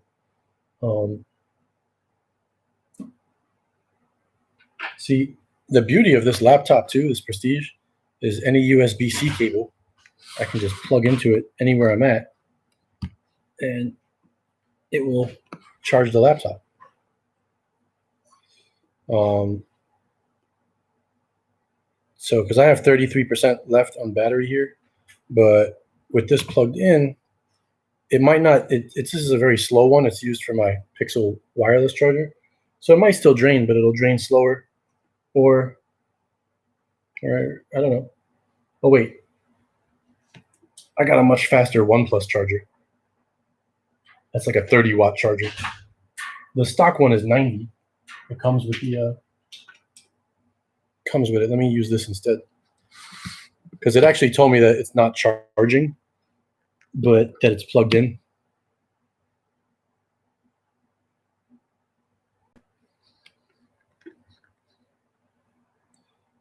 Well, that's still saying the same thing. I know this one's a little bit faster, so hopefully that'll work.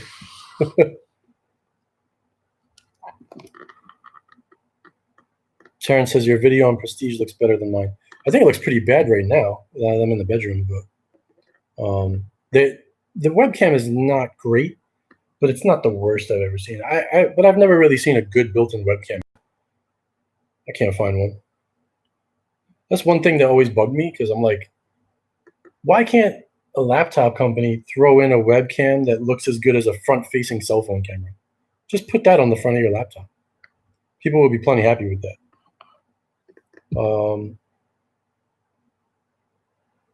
What else we got in here?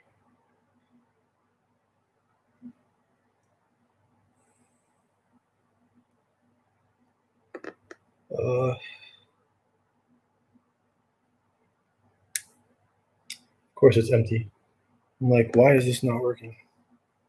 I gotta take my thing from here.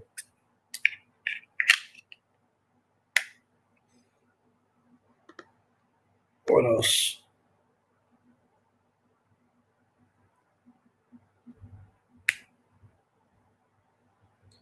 Running my shield with a WD external. Oh, what's my take on Orion at this time? I don't find it worth it, honestly, at this point. I got on the bandwagon with them originally because I was hoping that Orion would continue to improve, but I haven't seen enough improvement in it.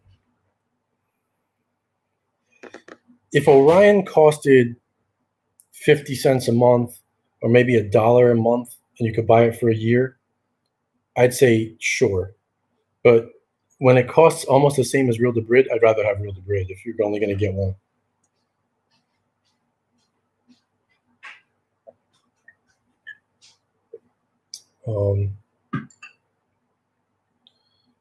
Sean says he's running his shield with a WD external 5 terabyte for Plex. What's the biggest negative from using that instead of a NAS server?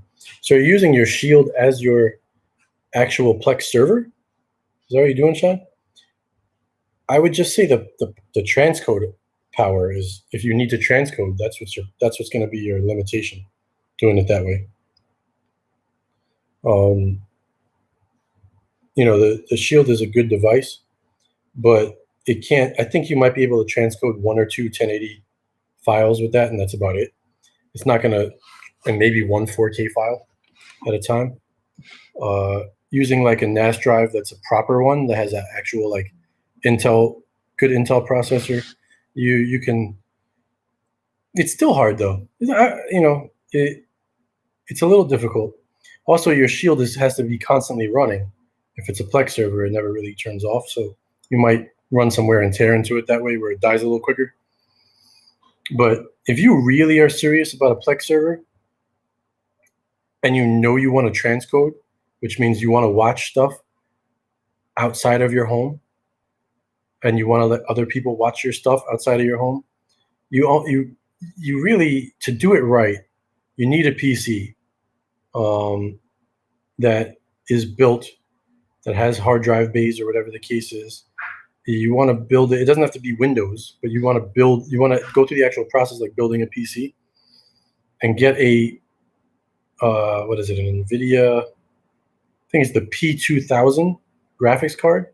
They're like $400 and something. No, that's not the P. P2000 is I can't remember the name of the card now. But it's something 2000. If I just Google it, I'm sure I'll get it. Best graphics card for Plex.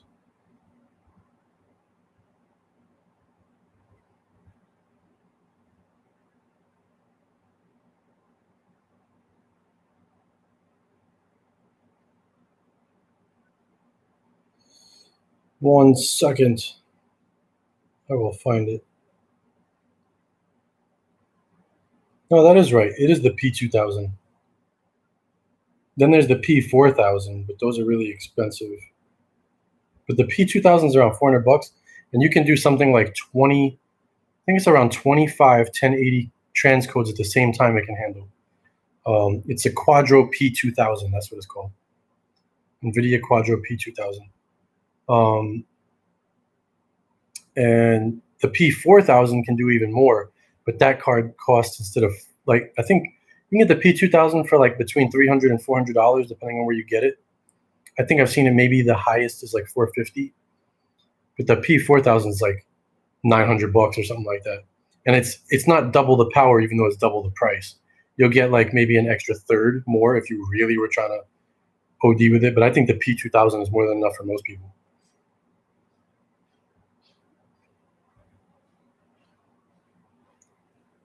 Have I checked out the new Buzz ST4000 stick? No, I haven't checked that out. GoPro says, do we have a Pixel 4? I do. Can't find a car charger for mine. You should be able to use any car charger, honestly, and it'll work.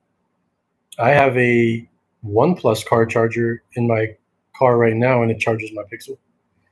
Just has to have the right cable. It should work. I don't think they make a specific car charger at Google though. But any like an Anchor charger or any of those major brands should work. If you want the fastest charging possible with it, I'd probably say maybe go ahead and get oh, it's still not taking a charge at all. Okay. Well, I guess it's not going to charge. When it dies, it dies. It's weird that it's not doing it, because it works with my Samsung 45 watt charger. Charges the laptop, but this one's not doing it. But yeah, any charger should work. If you want a fast one, just get one that's like Qualcomm 2.0 or 3.0, whatever they have there, because they're all backwards compatible. Because the processors in there are Qualcomm processors, so it should give you the fastest charge speed in the car.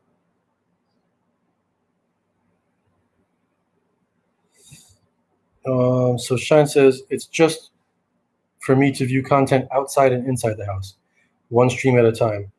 No, the Shield should handle that. If you're doing one stream, you should be fine. But if it has to transcode a 4K stream, I'm not sure how well it would handle that. I've never tried it from the Shield. Like, transcoding happens when, let's say you have a certain speed in your house. If your speed in the house is 400 megabits per second, and you have a Shield that has all the codecs that it needs, your server doesn't have to transcode. But if you go outside and you're maybe on some other kind of device, an Android phone or something like that, and you're on cellular service, and your maximum download speed is only, let's say, 2 megabits per second, but your file is an 8 megabit per second file, you're going to get buffering. So the server will transcode that file down to a 2 megabit per second file. All right, we're back. Okay. And it suddenly popped up saying my connection was unstable. I highly doubt that, but that's what it said. It's probably YouTube. Sean, did you get what I was saying there before it cut off? I was saying that, like, when you go out, the server has to transcode anytime your internet speed is too slow for the file it's trying to play. And a lot of 1080p files can be transcoded at 8 megabits per second, 15 megabits per second. You can usually find that info when you click on properties of the file. There are 4K files that are transcoded at anywhere from 25 to 80 megabits per second. And if you don't have that download speed and you're not at home, the server then has to transcode that file down to a small enough bit rate that it can play without buffering on whatever device, on whatever internet connection you're at the time. So I think your Shield would be fine for one at a time, 1080p or lower. I can't say for sure about 4K, but it could probably transcode one.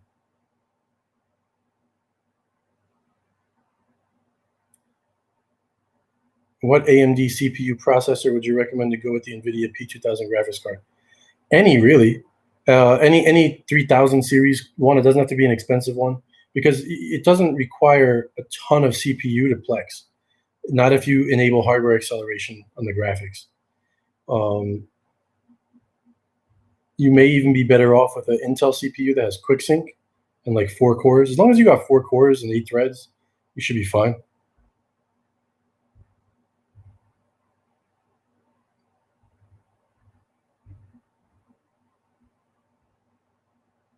You said finish explaining. Did you get it now, Shine, or no? Because I don't know where my video cut out.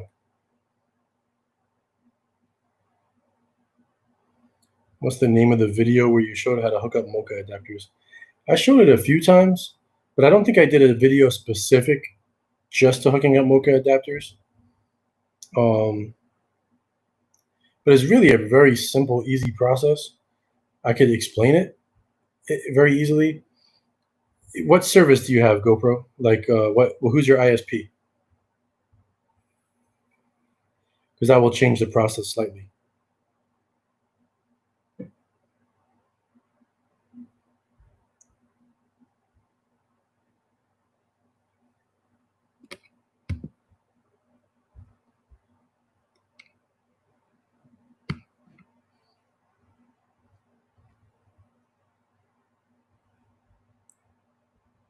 We got here.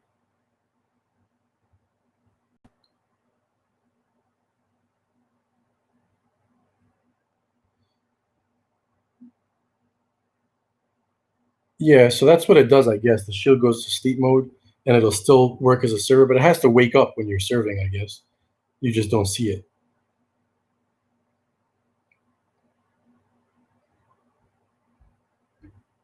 Did I answer that? Yeah, I did answer that question. I was just explaining to I'll answer that in a second. Let me answer GoPro. So you have ATT fiber and Comcast. Gonna drop one of them. All right. If you have fiber, let me preface this. If you end up with one with fiber coming into the house, it's a little easier to set up. If you end up with a regular cable company like Comcast, you're gonna have to add in one extra step. So if you have fiber, you need to get a coaxial adapter, right? A Mocha adapter, and on the Mocha adapter, it's going to have a coaxial cable import that you screw your cable into, just like you would to the back of a cable box or the back of, a modem or whatever the case is. So if you have a modem, you see that your cable wire, your coaxial cable's screwed into the back of your modem.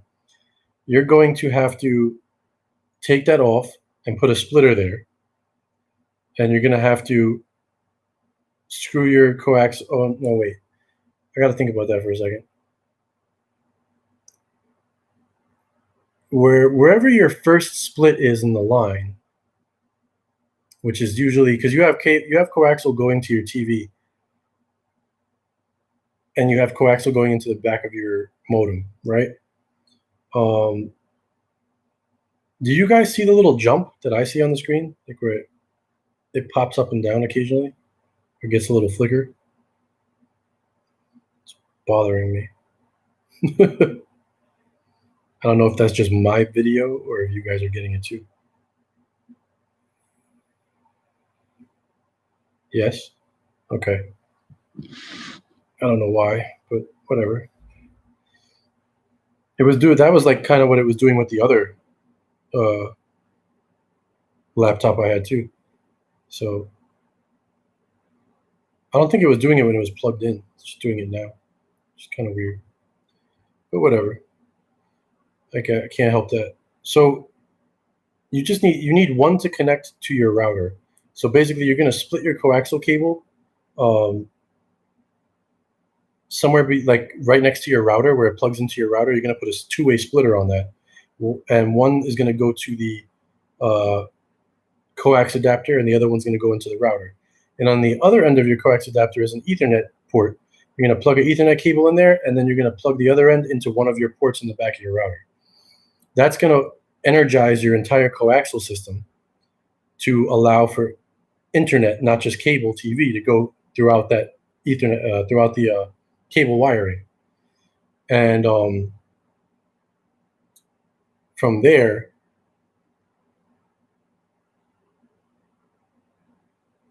okay, but do you have cable wires, GoPro, like throughout your house? Because if you don't, it doesn't really make much sense. Because if you have to run wires, you might as well run Ethernet. But if you have wiring that goes to where boxes normally would be, and it's still connected through the system, then you could use this.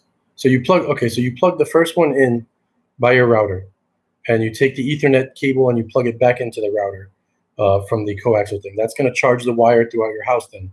Then any place else you want to run hardwired internet, you're going to need another one of those coaxial adapters, the Mocha adapters, and you're going to plug it in there. So you're going to screw your ending wire right into there. Like let's say you have a coaxial cable in the bedroom where a cable box used to be. You, instead of plugging it into the back of a cable box, you're going to plug it right into the in port on your coaxial adapter. And that's going to send the internet from the first one by the modem across, it's going to lock onto the second one. Then you take an Ethernet cable out of there and you plug it into a hub. So you have like a switch, like a 5-port switch or an 8-port switch, and you just plug anything you want right into that switch, and you just automatically have wired internet. And you can do that anywhere that you have an ending termination of cable wire. That's all there really is to it.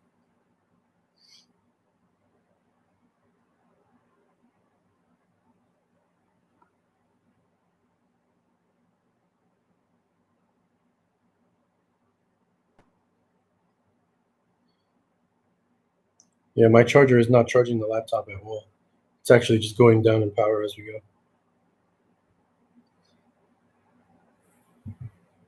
Probably because these are proprietary. I'm going to try the Google one more time and see if it'll at least trickle to keep the power the same. Let's see. But the 1+1 does not work.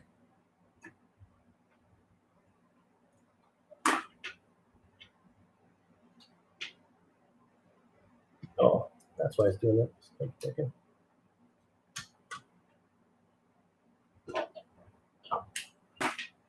Too many wires over here. What's up, Edgar? How you doing? Or Edgaris?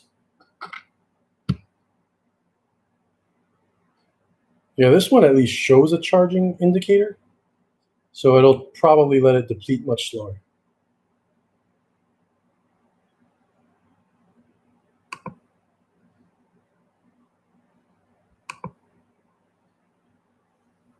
Oh my goodness, I have to clear this. Too many there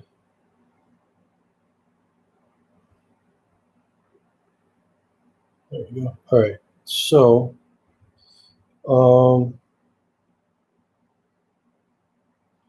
can you still do that if you have fiber coming into the house? Yes.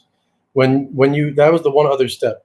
When you have cable, you need to put a PPOE filter somewhere in your line, in the very beginning of the line, and basically that's going to prevent your internet, because when you have cable, your coaxial is actually shared through a hub with other people, like your neighbors and everything else, because you don't have that direct fiber coming to your house. It gets shared at a hub. A PPOE filter keeps your data inside your line. Wherever you place it in, it won't allow it to pass there. So if you end up with Comcast or whatever and you don't have a fiber connection, then you need a PPOE filter, which is easy to get to. They got plenty of them online. But with fiber, it's a little easier because you don't need the PPOE filter. All right, Cruiser, take care. Take care, Aaron. I got to get going pretty soon, too. I've got about 8 minutes. I was supposed to start at 12, but then they told me I'd have to start till 1:30, so I got 8 more minutes. So go ahead, rapid fire me some more questions if you got them.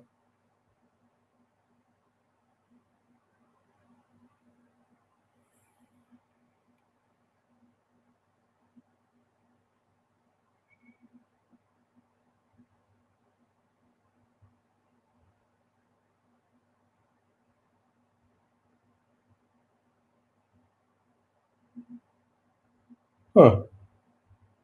But I noticed, maybe I'm wrong, but so far since I plugged this in with the Google adapter, even though it's not giving it a full charge, it looks like it stopped my cam from jumping. So it's a power issue, I guess. I'll see if it jumps again, but it was jumping pretty readily and now it's not. That's good to know. Oh, no, there it went. It made one jump, but a much smaller jump. So I'll take it. Hands down, best Mocha for Fios to coax to Ethernet to TV.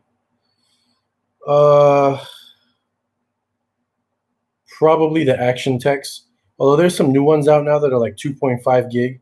Check out Lon.tv's channel. If you just search on YouTube, Lon.tv, he's done some video 2.5 gigahertz. But out of the ones I've used, I'm using the Motorola ones right now because I bought them and I was like, let me test them out. And they're good, but I feel like the Action Techs are a little faster. So the Action Tech Mocha, bonded Mocha 2.0 adapters. Those are the ones that I would recommend out of my own personal use. Action Tech bonded Mocha 2.0 adapters. But check Lon.tv's channel because he's got Mocha 2.5 adapter reviews up there. I haven't messed with those yet. Those would be much faster capabilities. But if you don't have 1 gig speed or whatever, actually, it still would matter. If you plan to upgrade later on, they're future-proofing you as long as they're good and they work good. Then it would be good. But if they don't work good, it doesn't really matter. But yeah, I would say Action Tech bonded Mocha 2.0 adapters. Most reliable ones I've seen.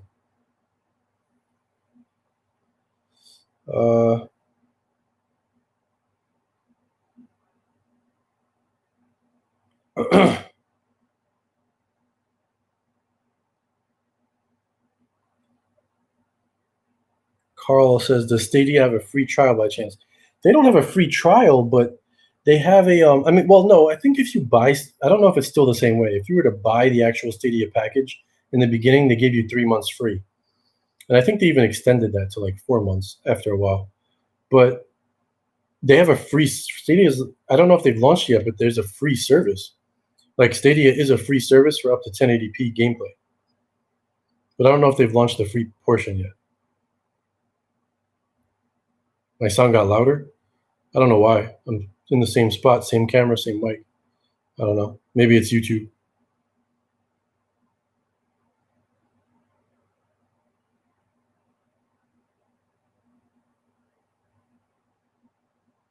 Shine said Stadia is trash. I like Stadia. I don't really have much complaint with it at all. Depends on your internet, though. It very much depends on your internet. I can play games on there with no lag, no problems. So I'm still cool with it. But if you have, I guess I can't really speak to the exact speed you would need, but I see more people with cable internet than fiber internet having troubles with it. But I really don't have any trouble with it. It runs really well for me. And they've been doing a lot of updates to it. They just made 1440p compatible through the PC. The controller now works wireless.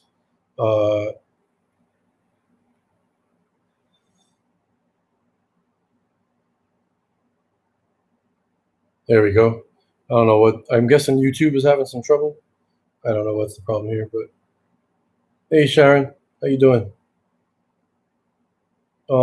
Still rocking. Yeah, I still love my Xbox One X. I use that, like, there's no competitive gaming really on Stadia. I'm curious to see if they can get like the next Call of Duty or something like that and get it on there. I want to see how it'll behave. That'll be a real test, but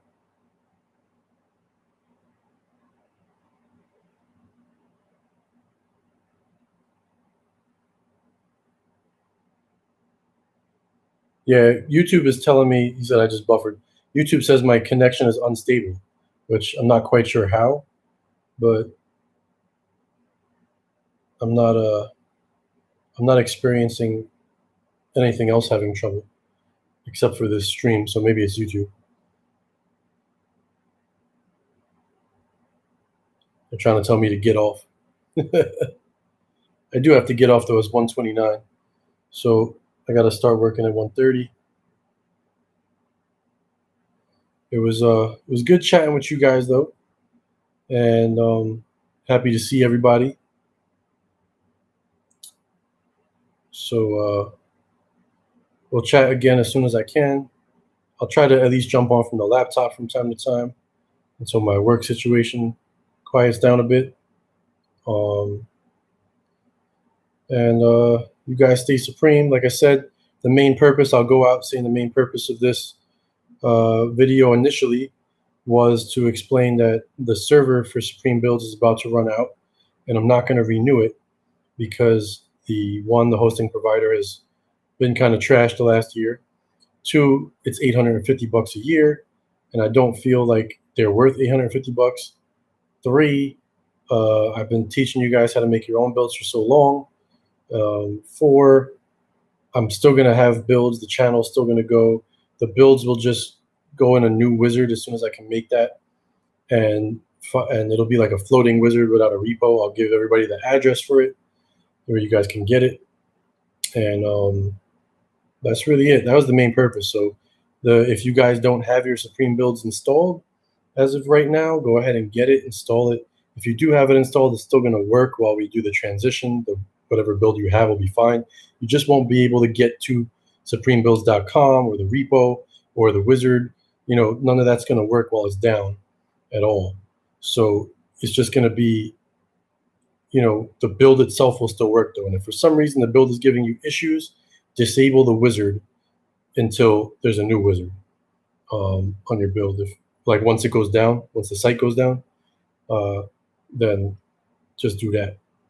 But the build itself, as long as you have it, it'll still be fine. It'll still work. So that's it, folks. It was great chatting with y'all. Hope I answered some good questions for you guys. And, oh snap, I can insert an ad? I didn't even know that.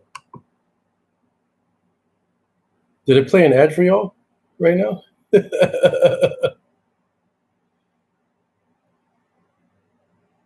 Did it play an ad or show something on the screen? There was a little button that says insert ad. I just found it. I just clicked it.